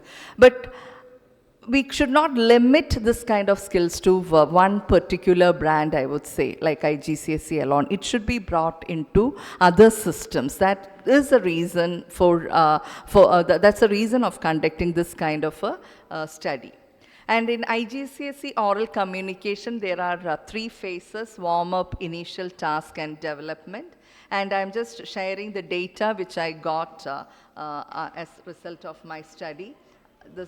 After showing you the graph, I will come to my findings. Listening, reading, and writing, it was tested independently. And this is a reality of assessment. That is, most of the teachers design their teaching based on the skills tested in an exam and its weightage. So they have like how many A grade, A plus. My sister is working in a government school and she says that they are under pressure when the children do not get very good grades. There are authorities, a teacher is under a surveillance, whether it's in a government school or in an aided school. So all the children will not have the same potential. And if there are parents, if there are teachers here, and if the skill is being tested, and if they are able to do it properly, that's well and good. Why should all the children have A grade? That's one question I'm trying to discuss here. Then international standard in assessment is compromised because of the constraints of time, energy, and money. We want the international standard. But we are not here, not there also. We are in a between situation, like neither here nor there.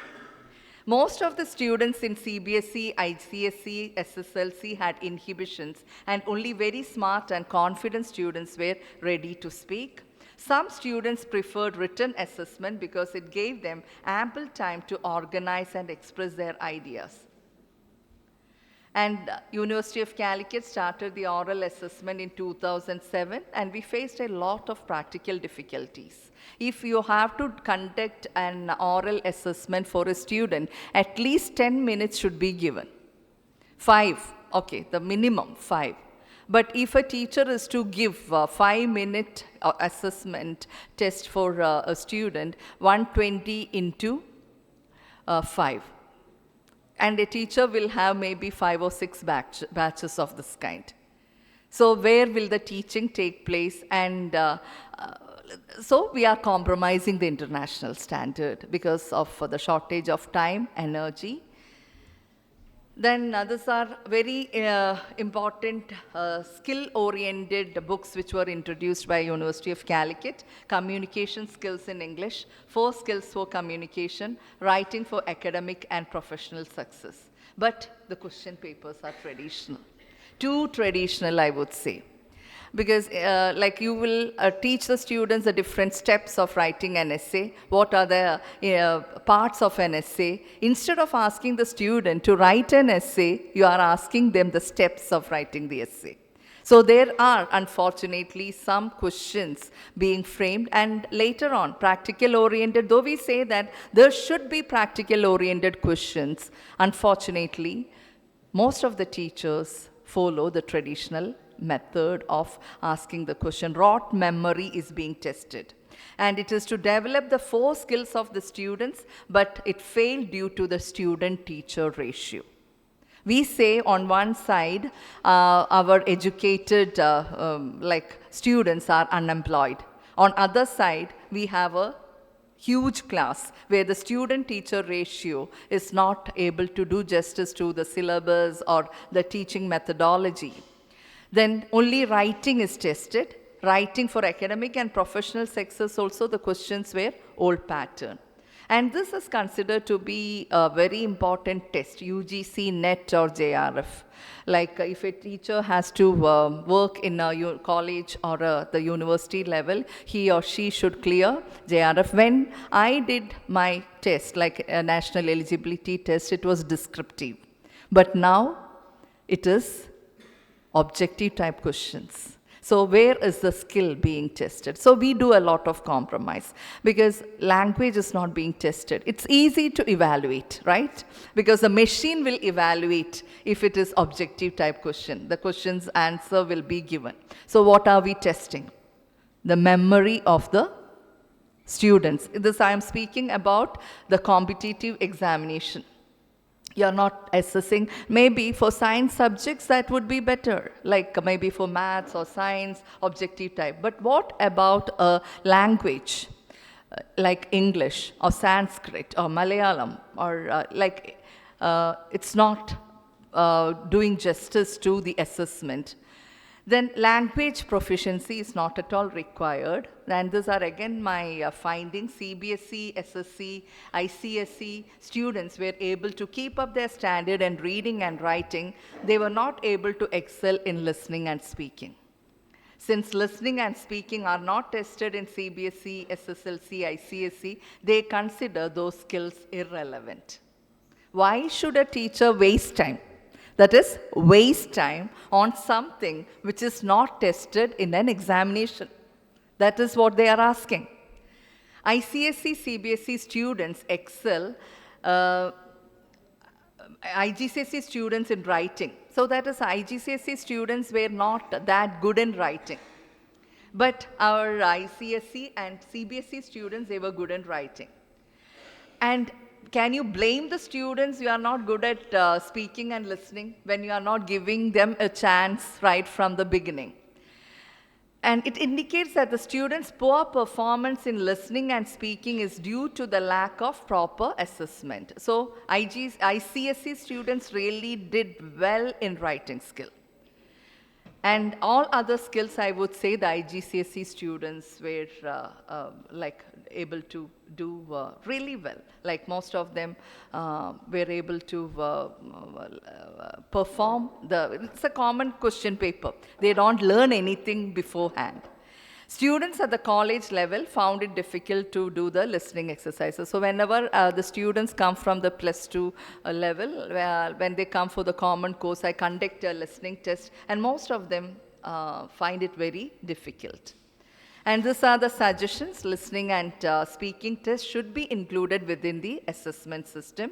Student-teacher ratio really hindered the teaching learning process, reduce the teacher talking time and increase the student talking time. This is STT and TTT.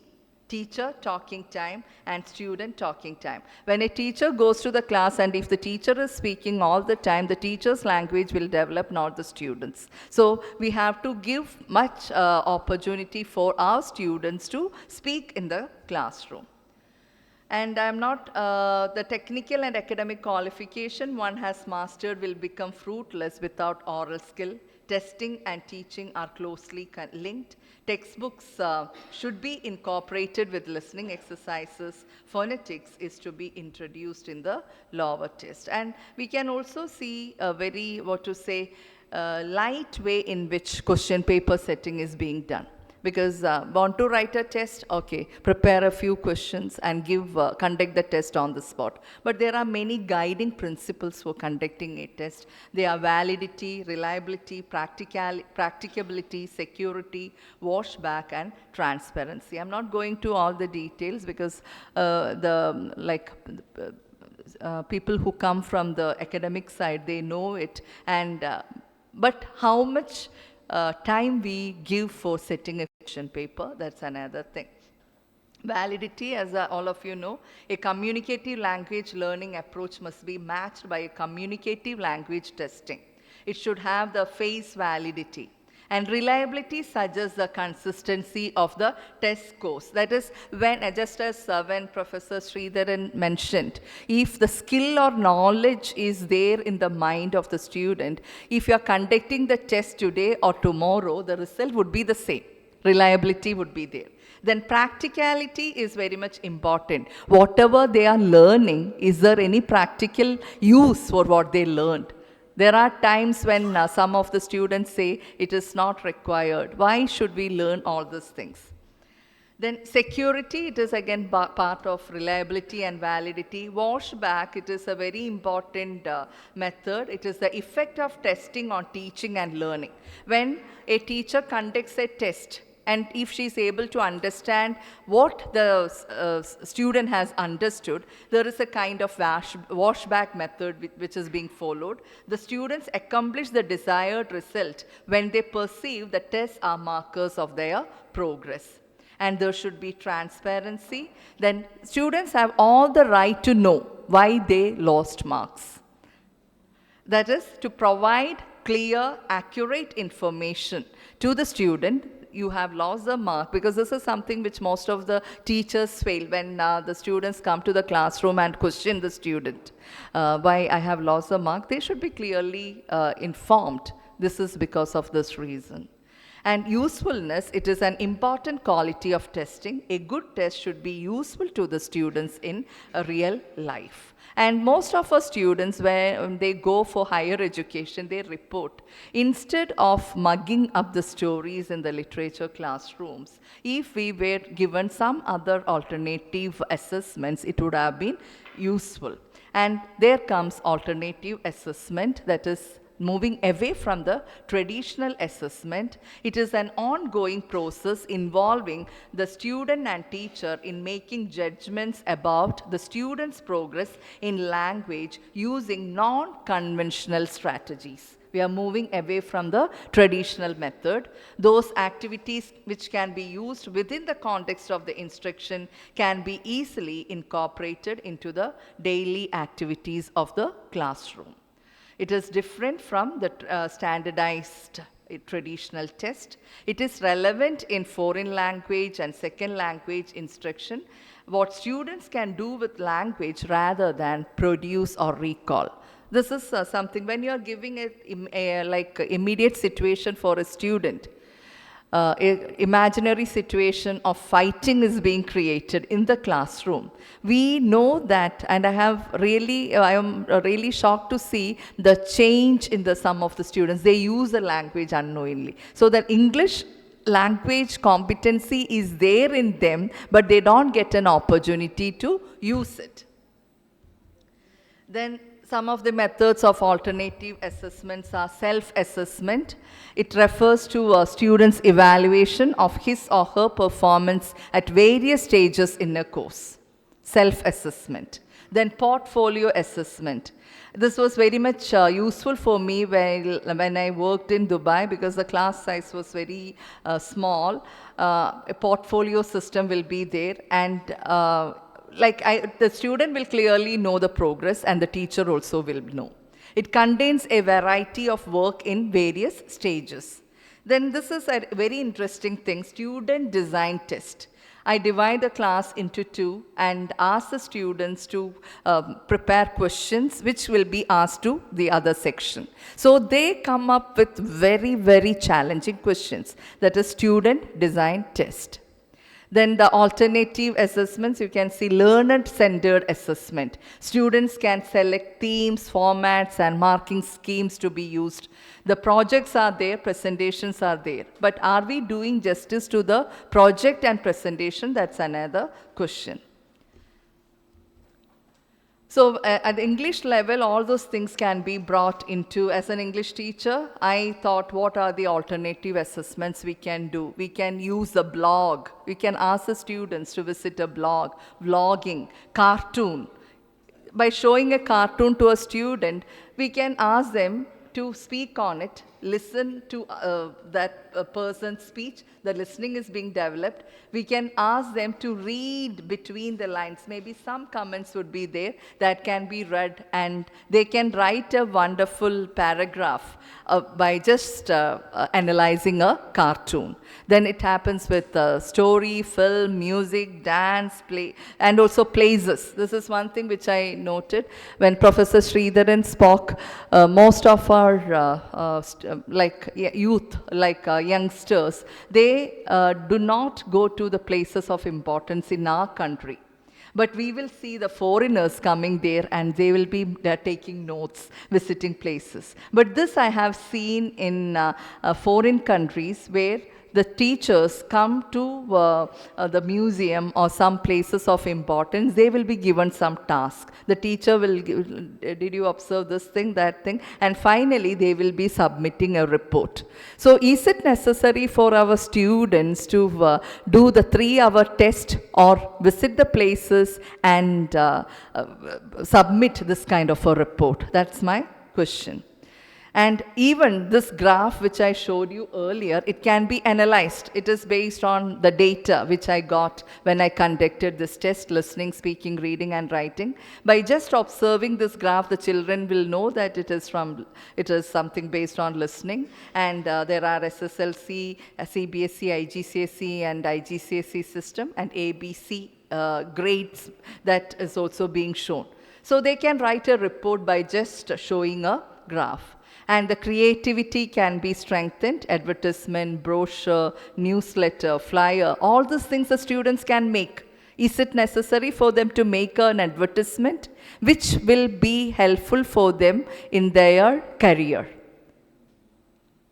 Because most of the students, they work in advertisement firm, in are content writers. So do something. The exam should be alternative assessment should be followed. Then Nelson Brooks advocates 4 skills, listening, speaking, reading and writing, must be tested separately and in various combinations. Listening comprehension includes 4 types of items: phonetic discrimination, completion of utterances, answers to questions, long passages on a single subject. The success of such tests has been due chiefly to the fact that they approach a normal use of language, such as catching a name or over the telephone, understanding a question that's casually asked in conversation, and comprehending what is said in a lecture hall or over the radio. Anything can be made, like the same children, if they are brought to the airport, the announcement would be there. Even those who have masters in like English, they would not be able to understand, because listening, they find it difficult. Then Commonwealth Conference on Teaching English as a Second Language says that all these things should be tested: phonology, orthography, grammar, lexis, combination of skills, rhetoric, evaluation of text and all. But the real tragedy of English language assessment is this. With that, I will just wind up. There is certainly no other school subject in which more has been abandoned through the despair of success.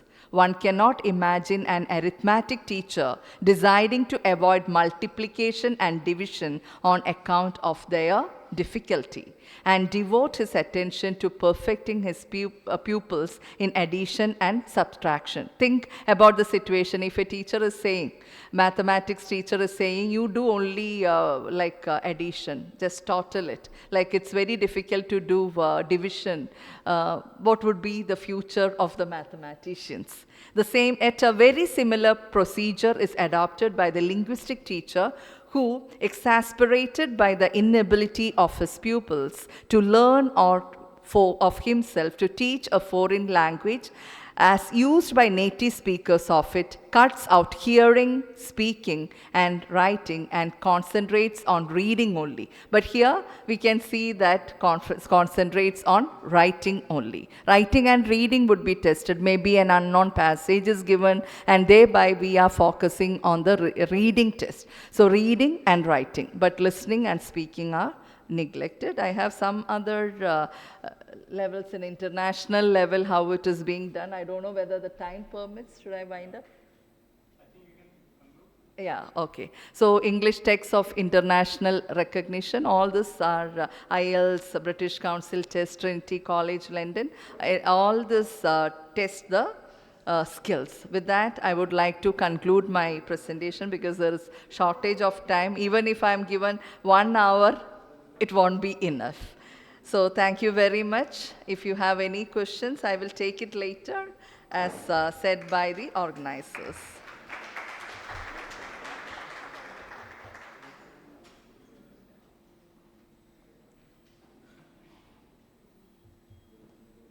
Yeah, thank you, ma'am. And all the delegates, we will give their presentations. And someone asked Sridhan sir, IK's presentation also. We can give them, no? All the registered delegates we will give you. For the time constraints, we cut short things. Thank you, ma'am. Yeah, you can. As a token of love for her presentations, assessment as learning, here we are giving you a beautiful painting which is signed by Dr. APJ Abdul Kalam in his last visit. The portrait, made by Shabiba, one of our untutored artists from Malappuram.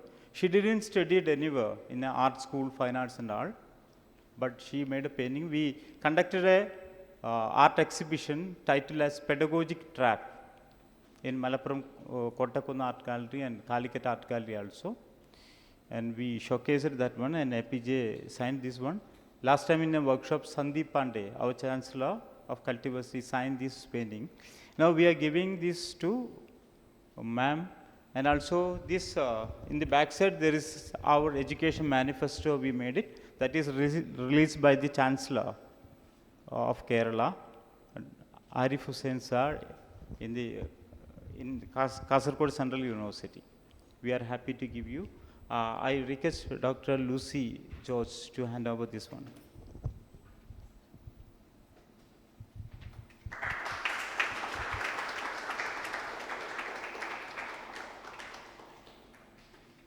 Yeah. Thank you so much. We are going to the future. I remember one of the sessions Sadbhavana made in Hotel Taj in Calicut. I was an attendee there, where Saji Gopinath presented a paper, the Back to Future. In Sadbhavana, from the name itself, inspire a lot of things, Even the students, they feel in a very comfortable way. Sadbhavana World School as an initiative. I remember Haris sir, I think he's walked out from Safi College, which got NAC A++ and all. He was the CEO, an inspirer, educator in Safi College. Yeah. And he walked out from, I don't know what the correct words. Sir, you walked out from Safi College as CEO?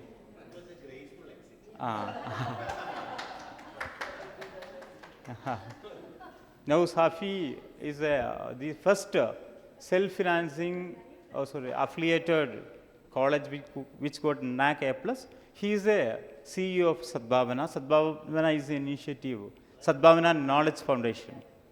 Sadbhavana Knowledge Foundation. He will present about the topic, education in the future. Before that, sir, with his permission, I request Deepak Arun. A student is presenting about the future of education. We are showcasing Deepak Arun as a representative of Kerala model education. He studied in a, Deepak please, come. Deepak studied in a typical government school. Then I wondered his presentation in the Festival of Research in Calicut University. Even all the professors, they are not using proper English and all. Then I asked him a question, how you learn this English pronunciation properly? Then he told, not from the school, not from the classroom. I watched the movies, Hollywood movies. The teachers are not teaching the proper pronunciations. I watched it from the movies, then I acquired these things. In Annapalam NSS College Teacher Education, where also presentation was there, in which all are thrilled for his presentation. Before his presentation, let me, with all your permission, let me request their parents. They are mentoring, that is the great thing. Deepak Arun not read the NEP, not NCF, not NCRF, not about the education philosophy, but he made a new system. Now, their principal accepted this one, no? To implement the system in your school. Some parts of it, yes. Yeah. They are going to implement this system. That is an entrepreneurial mindset also. With Hari sir permission, I took this one. Let me request their parents, please be on the dais. Sir. His father is a police officer, but always carrying him to all the seminars and mother there, please come. Because it's a parenting model also. Yeah, please come.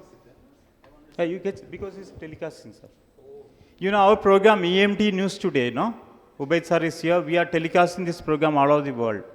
For that. Yeah. Sir, please come.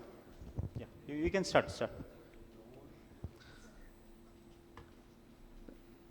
Thank you, Naushad sir, for inviting me to such a prestigious event. I consider it lucky to be able to address such a wide audience of, prestigious dignitaries from professors, college professors, and pilots.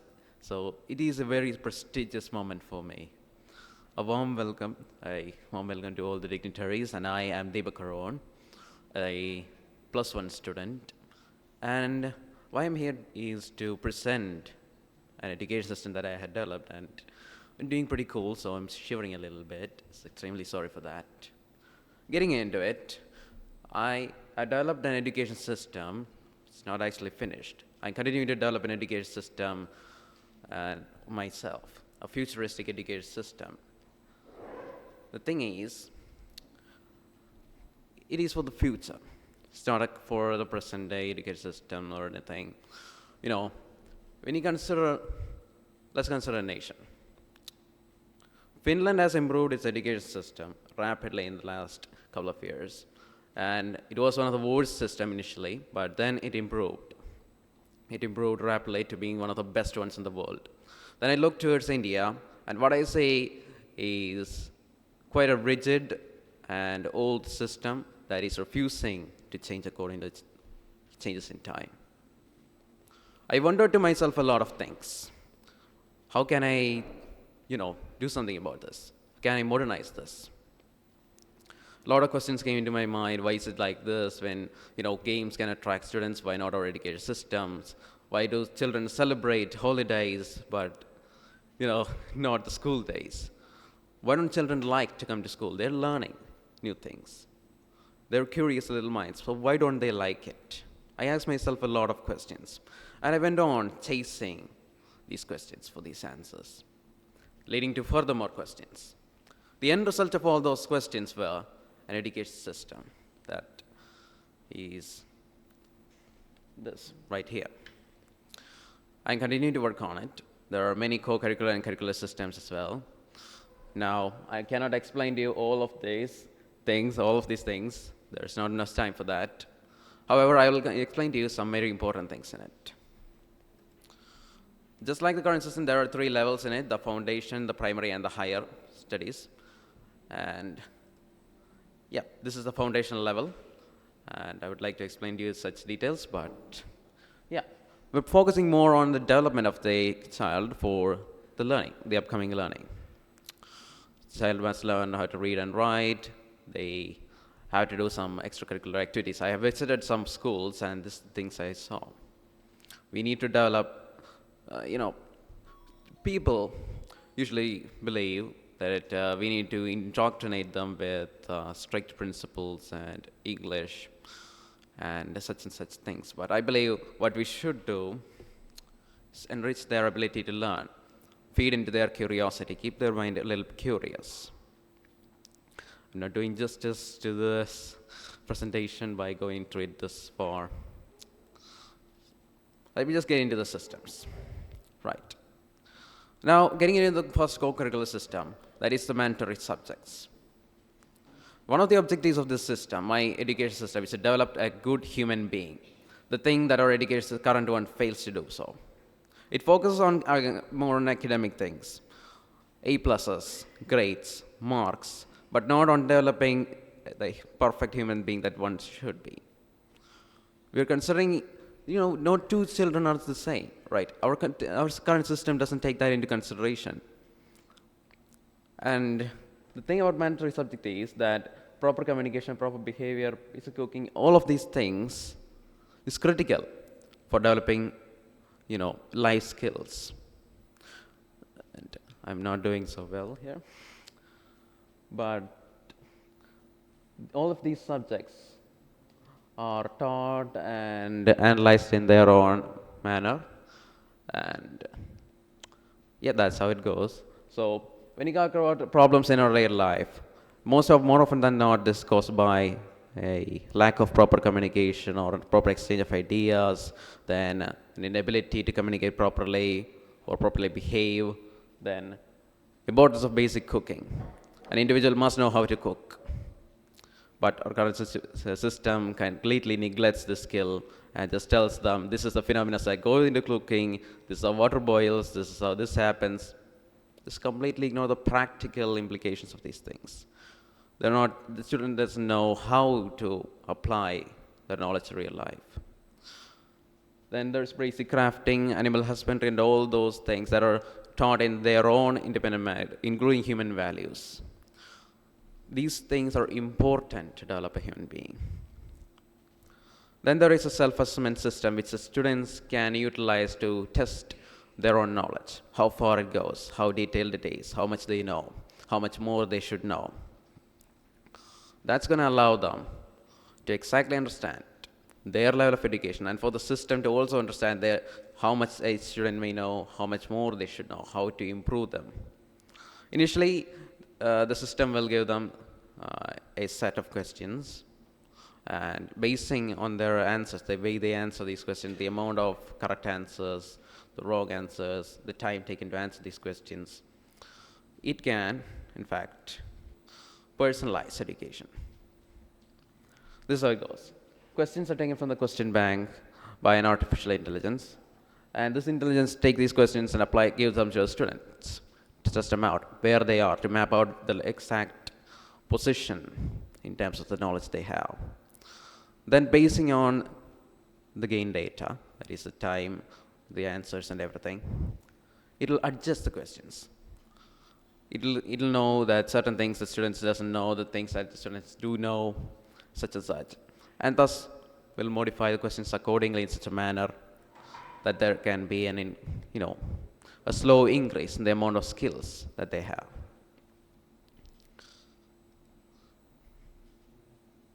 Now there is a learning assistant. This is a personal assistant of the student that works via tablets and computers. All of these systems work via these technological ICT-enabled way. So the learning assistant is a system that will help students learn. How? Because it will give them suggestions to attend their daily self-check sessions or some of the work they missed and such and such. That is the thing about this. It works in cooperation with a bigger system called the Learning Assessment and Management System, the LAMS, and they work like this. Basically, the learning assistant is a way to gather the individual data on the students, right? Their co-curricular activities and their curricular activities, the data can be taken from these things via the learning assistant and be stored in LAMS in the form of the report cards and be produced, like how much a student learned, how much one improved, how much more of a human being they have become. We can make out such things by gathering all these data, comprising them using the learning assistant and storing them in the LAMS system. Then I would like to speak about the school marketplace. Now, the school marketplace is a place where students can trade. The prices and everything will be regulated in G points, and G points can be earned by engaging in co-curricular activities such as self-check or events, tournaments, such and such. Now, the products made available at the marketplace is manufactured by the students themselves or can be bought via events or tournaments hosted at the student. Like, when an event is hosted, there's going to be more often than not some, let's say, a telescope or a couple of telescopes, windmills, and such things remaining out there by the projects made by the students. This can be bought by the students who want to trade and be traded. Right, so G points is the internal currency, the internal currency of the school. It can be utilized to purchase accessories, books, exotic handicrafts made by the students, and all this can be brought at the school marketplace. The shops set up in the school marketplace are completely managed and run by aspiring students.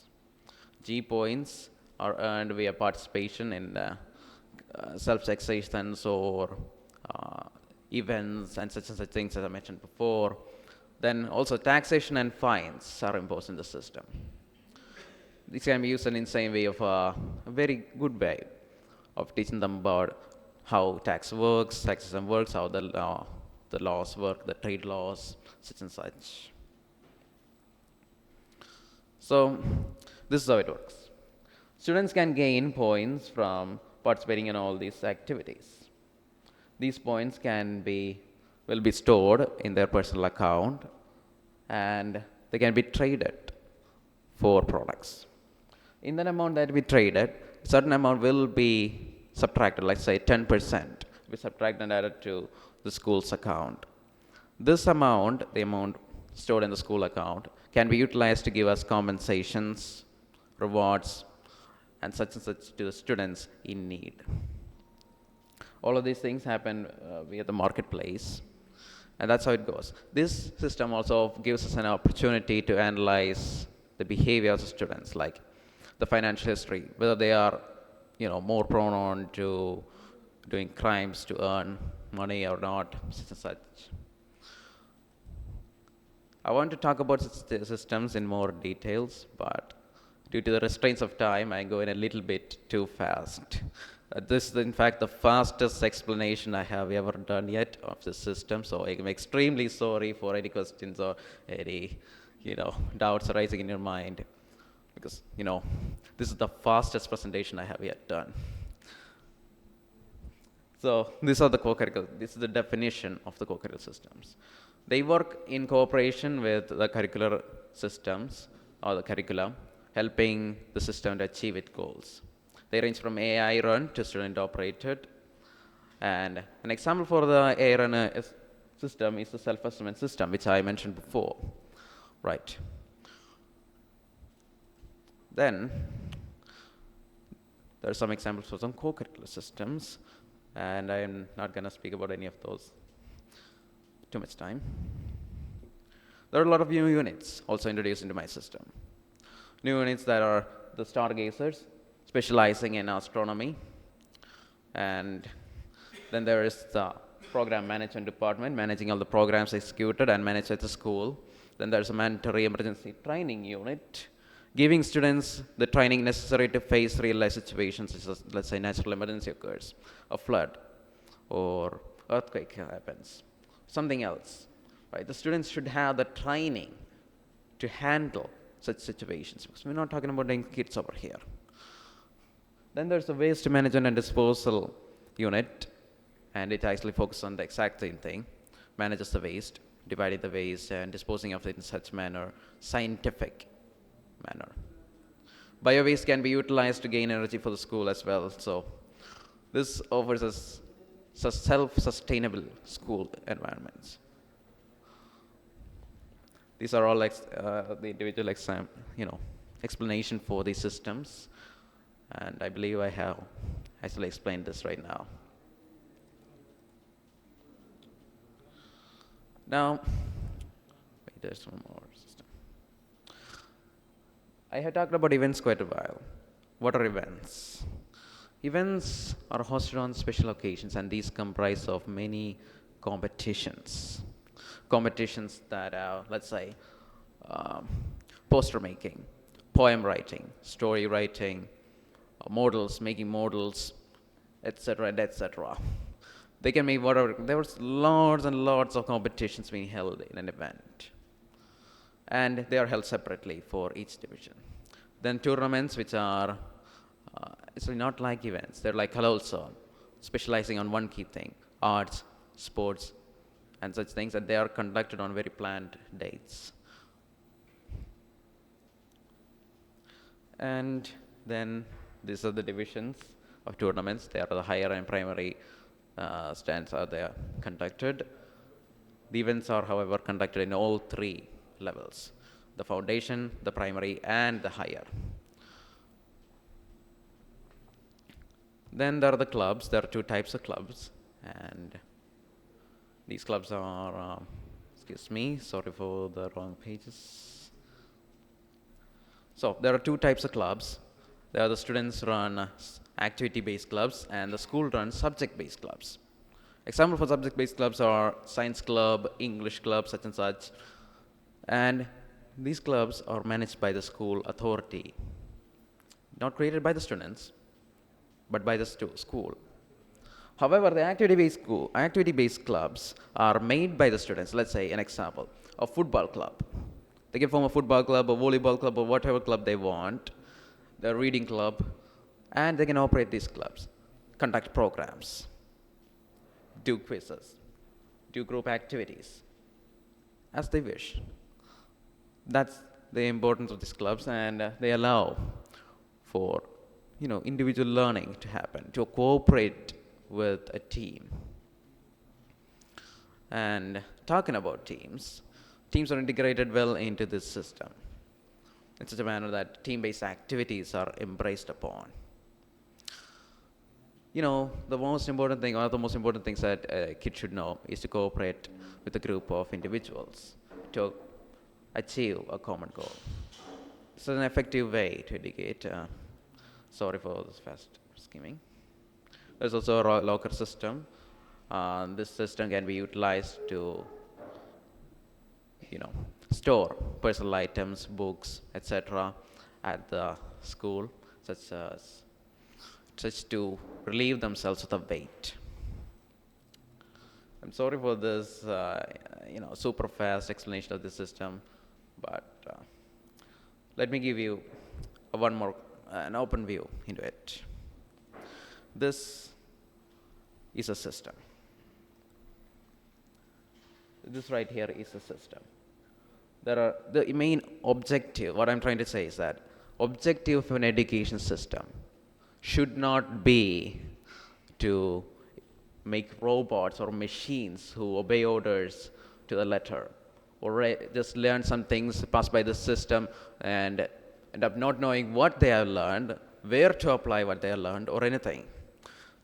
Education should be to live. It should be, students attaining knowledge to live their lives. It should be useful in their lives. It shouldn't be just a tunnel that you go through, one way in and the other way out. What did you learn? What did you get? The students don't know. It shouldn't be like that. Now, as previously said, when a student learns a language by using it, I have learned English by using it. For that reason, there is the interactive language acquisition system there. It enables the students to interact with the language rather than to write a 50-page essay or some pages of the essay on a subject and then forget about it. They're focusing on only the writing aspect right now, the writing and memorization aspect. But this should not be it. In my perspective, students should go to school not because their parents are forcing them to go, not because the teachers or the government might say something, but because they want to learn. It should be a place of education, a place of knowledge. Anyone of any age can learn freely. All of these co-curricular systems are there, such as to teach students something important in their lives. The marketplace and the G points will teach them how to use their finances properly, and even the units will teach them some important life skills, such and such. So that's what I am trying to say. I haven't done justice to my own education system through this presentation. I know. I'm extremely sorry for this. But yeah. I hope you guys are going to have a bit of an understanding into what the system is. Yeah, yes, sir, I'm concluding. I think I have. Deepak will be ruined here it. up to evening. You can have an interaction while the lunch. That time, you can interact with Deepak and their parents also here. Yeah, thank you so much, Deepak. You can do a conclusion now. So I would like to conclude my presentation, and I'm extremely sorry for this such a, sped up presentation. No, time is here. While the lunch time is a graffiti time also, you can interact with Deepak directly, and the presentation will send to you. Okay, sir, I will do it then. Yeah. So if you guys have any questions or anything Yeah. more to understand about my system, We will have an open forum separately. thank you guys for everyone. Thank you everyone for listening to me here right now, and just like a wonderful experience for me. Thank you. Thank you so much. Over to Harish sir. Yeah, sure. That's it. Yeah. And he's a knowledge architect actually. I told you, the founder, CEO of Safi Colleges. Great job. And after that, he started this Sadbhavana World School, which I got a chance to work as a founder administrative officer there. And he's a chairman of this, country head of this Early Childhood Association. And they conducted a program 3 years back in Taj. Dr. Saji Gopinath presented, it's Back to Future. He's addressing about education in the future, not in the past. Thank you. Education. Yeah. Done? Thank you. Good afternoon, everybody. I know there is a famous quoting, വിശക്കുന്നതിൻ്റെ മുമ്പിൽ ദൈവം പോലും അപ്പകഷ്ണത്തിൻ്റെ രൂപത്തിലേ വരാൻ ആഗ്രഹിക്കും എന്നുള്ളൊരു famous quoting ഉണ്ട്. അപ്പോൾ you all are hungry, quite knowing, and the food is there. That is too much tempting. So I will not take more than 20 minutes exactly. Now it is 13:33. So 15:33, I am done. Thank you. Basically, what I am trying to explain here. Yeah. What I am trying to explain here fundamentally, hope it is audible, right? Okay. Primarily what I am trying to explain is, or I have asked to say is, what is going to be the education in the future? This is the topic I am asked to discuss. But before we talk about the education in the future, I want you to go back to the past, then it's very easily connectable to the future. So what was the education in the past? Let's walk backward 600 years, when printing was not existing. When there was no printing existing, it was Guru Shishya. It was Acharya Shishya. It was master disciple. A teacher will be there, and a lot of students will come and stay with him, and he is going to understand what is the capability of every child, and he educate them according to their competency. It was the principle of equity, and that is how the original education was in India and all across the globe before printing, stage 1. And when printing came into being, what happened is the information became stackable. The information became stackable. Until then, the master keep everything in his brain and he'll talk to the students, and that's how the education was happening. But the printing came, the books came into being. The knowledge became stackable. And that is when the centralized education came into being. The school came into being, the colleges came into being, universities came into the being. So somebody has to manage it. So the teachers also came into being. Okay, that's how the organized educational system came into being. And what were they really want? And along with that, the industrial revolution came. So the industrial revolution required disciplined, obedient, and punctual people. Disciplined, obedient, and punctual people. So these were the framework of school. You need to be disciplined, you need to be punctual, and you need to be obedient. So the employees are going to have the same attributes. And then they brought the standardization. What is the standardization is all about? Equality and equity. The principle was actually, educational principle was that of equity. Every child according to his competency. But when the education became equality based, we kept a 1 meter bar called 10 standard. Everybody should jump. And then we kept another word, graduation. Everybody should jump. So there was no principle, there is no principle of equity existing. Everyone is supposed to jump in it. So this became a standardized business. That's how we all have been doing. Whether you like social studies, you need or not, you need to learn it. Whether you are scared of mathematics, there is no choice, you need to study mathematics. This is how the standardization came.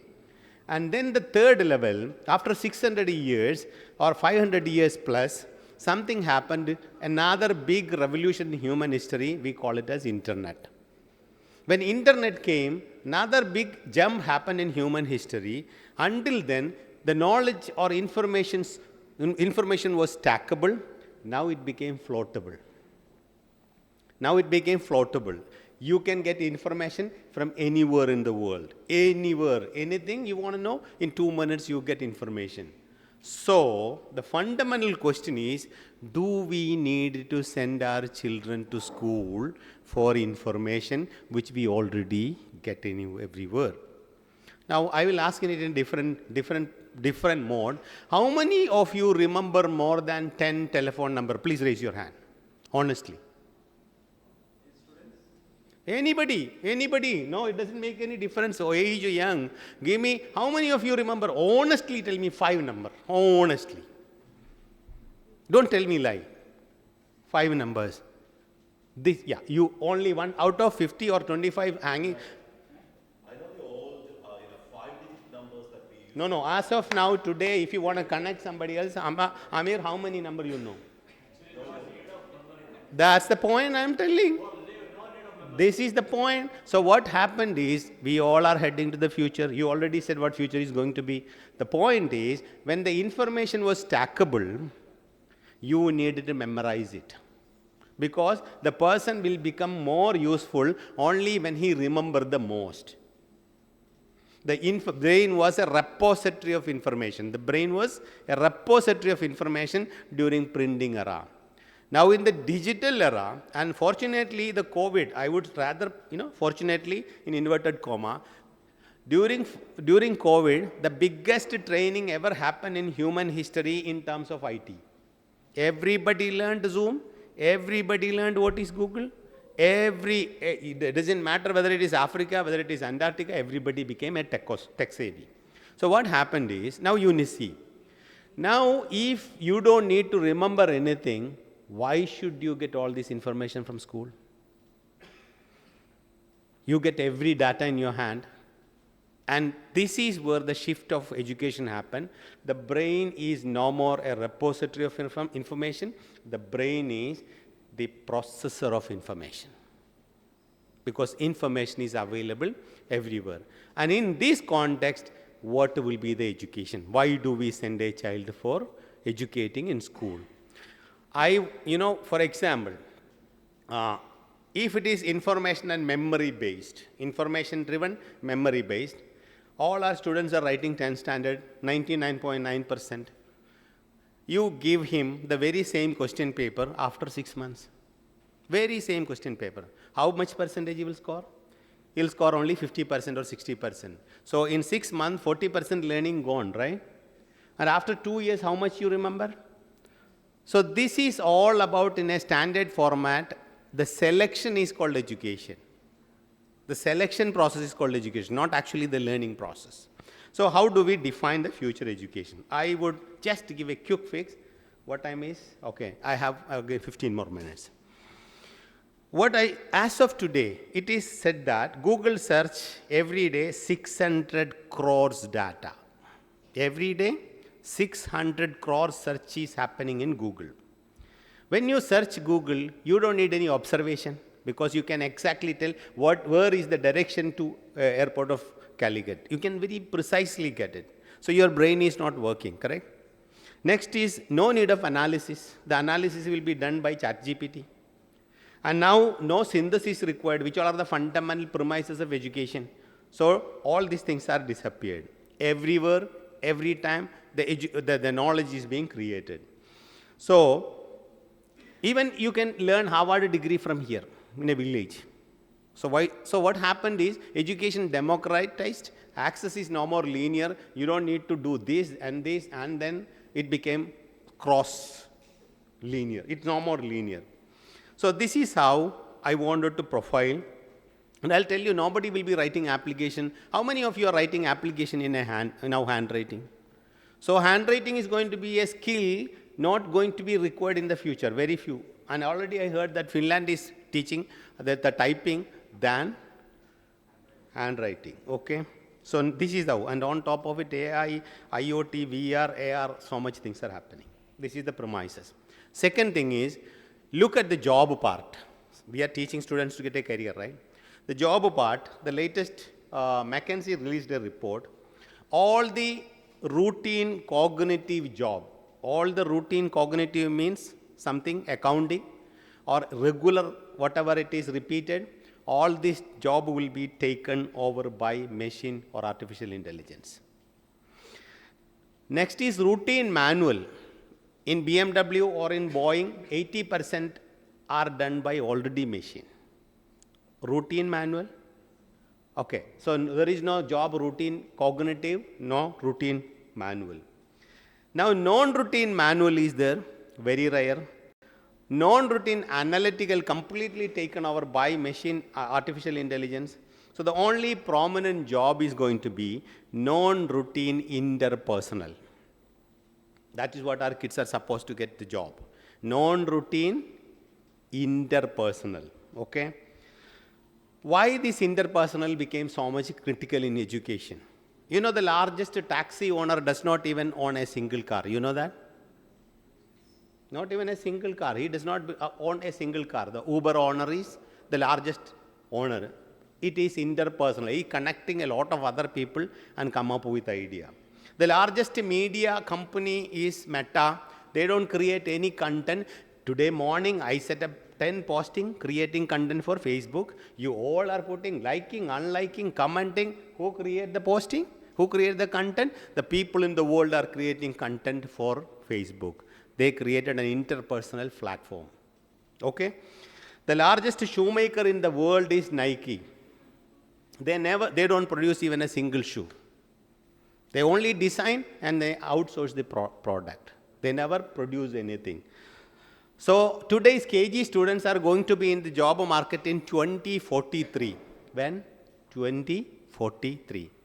Do you have any idea what kind of world that is going to be? You cannot even predict what kind of world is going to be in 2030. So what you are teaching today is going to be, how do you know that it's going to be relevant? So the today's content are not going to be relevant there. And even content has to be shifted. I don't know, you all know that IAS people in India. They take sociology and Malayalam and they become IAS officer. They take engineering and they become IAS officer. They become a doctor and then they become a IAS officer. And after they become IAS officer, they become agriculture secretary. What is their competency in agriculture department?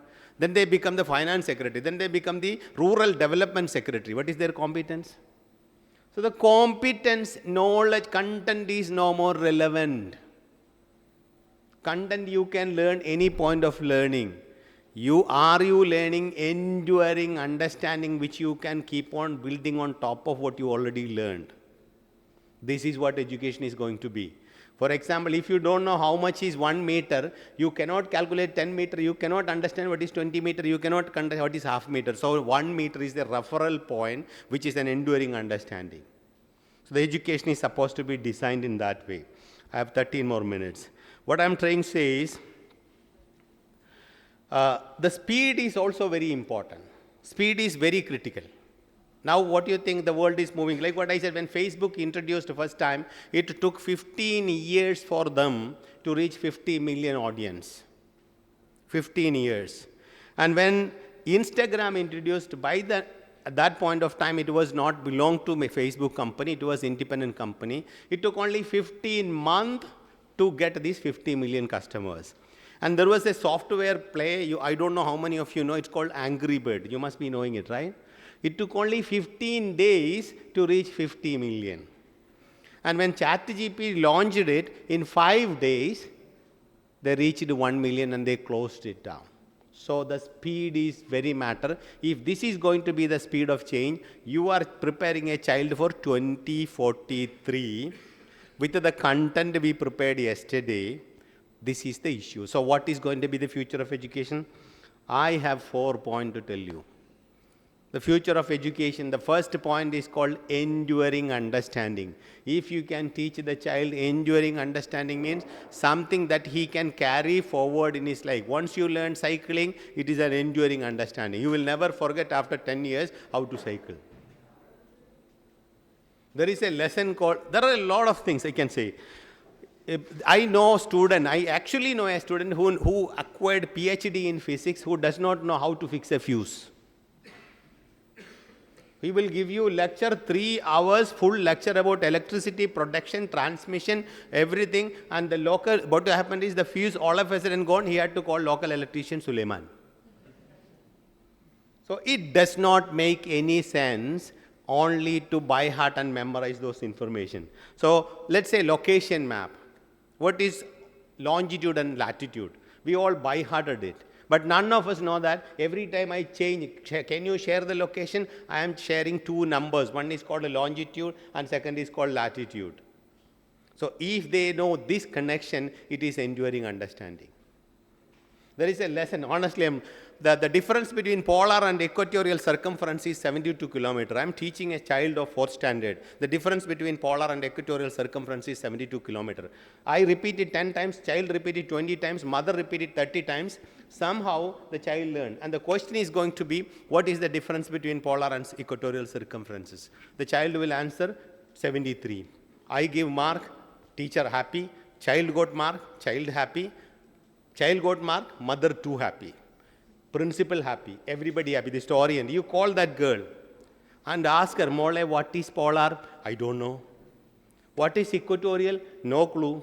How much is 1 meter? That is not there in the syllabus.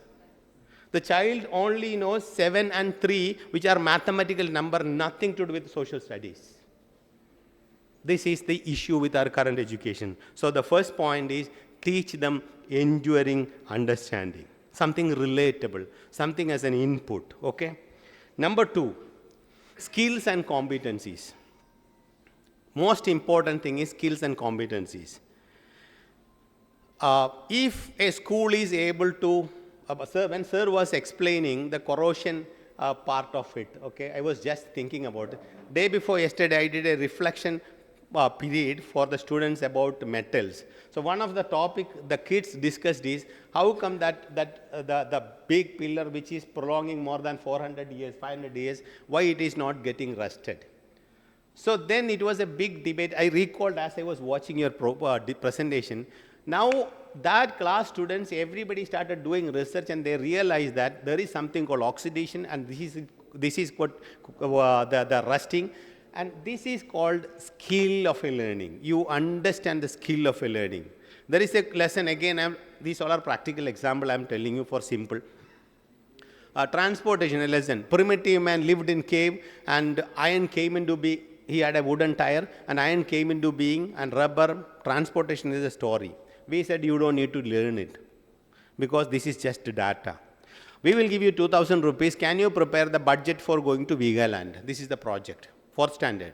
We made them 4 groups. One group called public transport. They called station, what are the buses, what are the seating capacity, they know everything about it. Another one called railway station. Another group, private transport. Private transport means every vehicle, mileage and seating capacity. And third one is budget, how much they required. Fourth one is logistics, what time they need to reach, what time they should, all this data. And the kids came back to us, we gave 2,000 rupees. Kids came back to us and saying, sir, we need 2,400 rupees. I said, why? Ice cream is non-negotiable. The whole point is, what I'm trying to say is, you remove Vigaland and you put any place, now they know how to plan the transportation. We don't care whether the primitive man lived in cave, of course it's a data. But that's not going to add value to our current skill set. So it has to be transferred. First one is enduring understanding. Second is skill and competencies. Third one is called perception. Education. This is a very critical issue because any nonsense can be there in internet. So when you Google, you get 200 answers. Which answer you take is completely depend on your perception. How do you build perception? The teacher taught us the World War I reason and effect. All of you, if you passed the 10th standard, you must be by hearted it. The World War I reason and effect, political, social. Hope you remember, youngsters. And the teacher taught us and everybody got good mark, but the teacher forgot to teach us one important thing, that the war is against humanity. For us, World War I is a question for 15 marks. We never look at the war as a human casualty. There is no perception being teaching in a school. So for us, 15 mark is there photosynthesis, 15 mark is there for World War I. A child equate both this photosynthesis equal to World War I. What is missing? Perception is missing. So that is the reason why I think we don't care age-old people, why we don't respect people. There is inclusion, there is exclusion. All these are perceptional issue. A good school will now definitely teach good perception. For example, special child, you know that 5% kids are now special kids. Okay, it is increasing. Somebody even say that the special kid autism is the next stage of human evolution. So if a child is kept near to a so-called good child, an autistic child, the mother will get upset. Mother of the good child will get upset. But the child will not get upset. It is because the child has not have a perception that this is a bad thing. Okay, the last point. Okay, 2 more minutes. Last point is called mindset. You need to create right mindset. Service is a mindset. Richness is a mindset. I know a lot of people, rich people, they don't even pay 1 rupee to anybody because they are still poor in their mind. This is the issue. So, global is a mindset. Inclusion is a mindset. So, I sum up. There are 4 takeaways for future school. One is called enduring understanding. Second is called skill and competencies. Third one is called perception. I can explain 1 full day for one topic called mindset. That's not the place here. And the fourth one is called mindset. This is what we all are coming to school, or this is going to be the prime design of future school. Thank you so much. Thank you, sir. Please. I think, of course, you have some questions and all. He is living even before our Malabar Biryani is here. Before that, he is living. That's why he will not participate in the open forum. I think all these presentations, we noticed that there are so many academicians, they are doing presentations in universities and colleges. As we understood that those who know things will do, others will teach. He's his own canvas at Sadbhavana doing all these things. We are eagerly waiting that what are the USPs in Sadbhavana, what is the vision actually? I am not here to propagate about Sadbhavana. If you have any specific question on what I said, what you said, I am more than happy to answer. One thing I can tell you, one more point, maybe if you have 2 more, 3 more minutes, is one big issue, we exposed the kids to the screen without making them matured enough to handle. That was the necessity of COVID. What happened is, because of the mobile usage, attention span has considerably reduced for every child. They cannot read a single page. They only need reels, 45 seconds, because we do not have the attention. What is attention span? Now I will tell you what learning is. Learning is a U-curve, okay? Learning is a U-curve. And if you really wanted to transfer learning, you can say, I understood. Understanding is not learning. Anything that you learned is transferable. If you cannot transfer what you learned, there is no learning. So what happened is, if there is a book called The Art of Bitfulness, try to read it. The Art of Bitfulness is written by Nandan Nilekani, the former IT, that Infosys director. What he said is, in the U-curve, it is called our sensory, listening, reading, all those kind. Then it is called comprehension and understanding, and then learning. So what happened is, as I was, there is a process called context shifting in brain. You are doing something very important in a room, suddenly somebody walked in. You get distracted, right? And then he talked only 2 minutes, then he left. Now come back to the same depth of what you are working, it will take 12 minutes. Okay? 12 to 17 as per research. So what happened is, if the child is keeping the mobile nearby, he is not reading, he is not looking at it, and he is working on his own math paper, suddenly a notification comes in. This notification take the child from deep learning to the surface point. He just check it, oh, it's only my friend. And then he go back to the learning. it takes 15 minutes for him to go back to the real learning. It's called context shifting. When you swap it, the first is called, okay, Joe Biden is on a flight. Second is there is an accident in Wayanad. All these things, when you swipe every time, the brain is keep on shifting the context. And this became conditioned, and they cannot sit on one thing. They need to do it repeatedly. The brain became habitualized for it. So our kids doesn't have attention span right now. It's a huge attention deficit. Yeah, another quick question, sir. I'm not a media person, but it's as an educationist. You started an initiative Safi School in a very beautiful environment there. Yeah, what is the vision and why you walk out from the Safi? It's a very personal question. I don't want to answer it. It's a very personal question because you keep moving on, right? Yeah. What is actually the vision? I think is I am not here to speak about Safi. I am not authorized to do that. Then no. Any other questions? You can shoot up with questions. Yeah, graceful accent. Yeah, please, ma'am.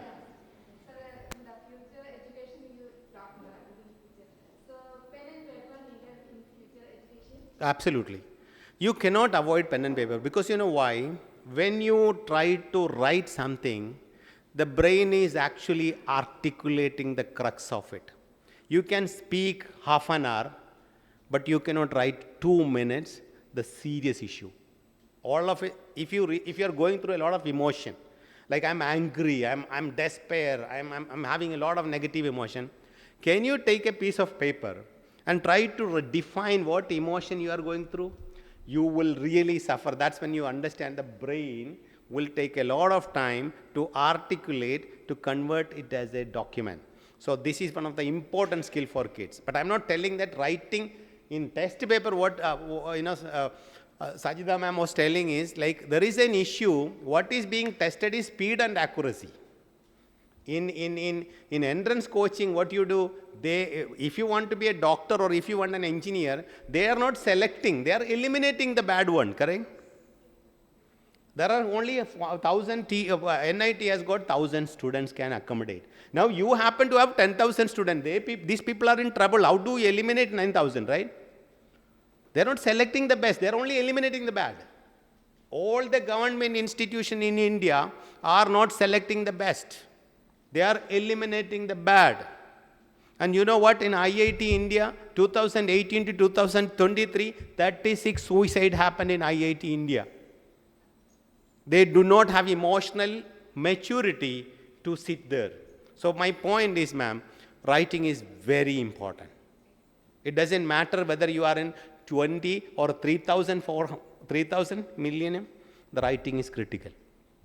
You yourself understand what it is. Next question.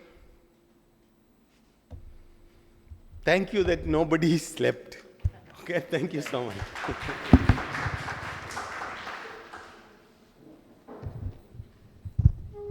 Let me request Sridhan sir to handing over our education manifestos portrait to Hari sir to receive as a token of love.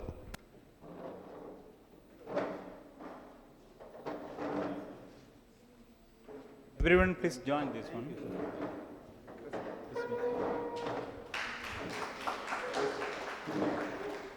Abhirasi sir, you can stand this side. Babu sir, please come. Come. This way. Sir is the teacher education board of the principal. Oh, yeah, make a clap. Let me request Riyas to take that roll up. Friends, now we are going to the lunch. Before that, we have a small ceremony. This Cultiversity identified a place purchased 3 years back, 1.5 acre land near to NIT as a Indian Knowledge Center thus, and we are starting a research center and its official launch. Yeah. I went up.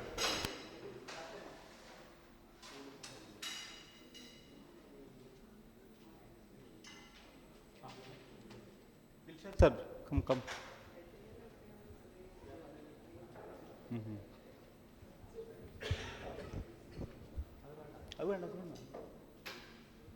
Sir, it's a, please come, join. Here. It's a launching ceremony. Already we are going to start the IKS center near to NIT. We purchased land and all. With all of your blessings. Yesterday, NIT director launched there. And please, we'll. Ah, yes. Okay, you can start. No, I think you can do. Yeah. Sir. Yeah, all can touch with. No. I will. Okay, push start. No. Yeah, that's there, but it's releasing. Oh, okay. One more, please. Oh, okay. Okay, then comes down.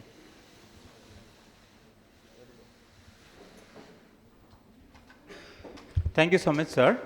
Now we are going for the lunch is ready here, and sorry for the time taken. After that, we will have open forum, and in the afternoon session, post-lunch session, we have a hot discussion about the health, post-pandemic health, and we are launching the immunity clubs, and of course, this convergence of culture and their book release will be there by Sridhan sir, and under the leadership of Ubaid sir from EMT News, we'll have a hot discussion about migrating birds from the knowledge paradise. Why the +2 graduates are going to Canada, Africa, Australia like that? Why don't come to here? And also we have representation in Ayush about there are so many indigenous systems here, divine system like acupuncture and lot of Ayurvedic practices here. Why we are excluding that one from the Ayush? It's about, and after that we will make a knowledge commission report. That's yeah, please. Yeah, everyone, please, you can answer. There are varieties. In biryani is popular here, and so chicken biryani and veg biryani is here. And another thing is that kappa and chammandi is there. Lucy ma'am demanded not to have biryani, kappa and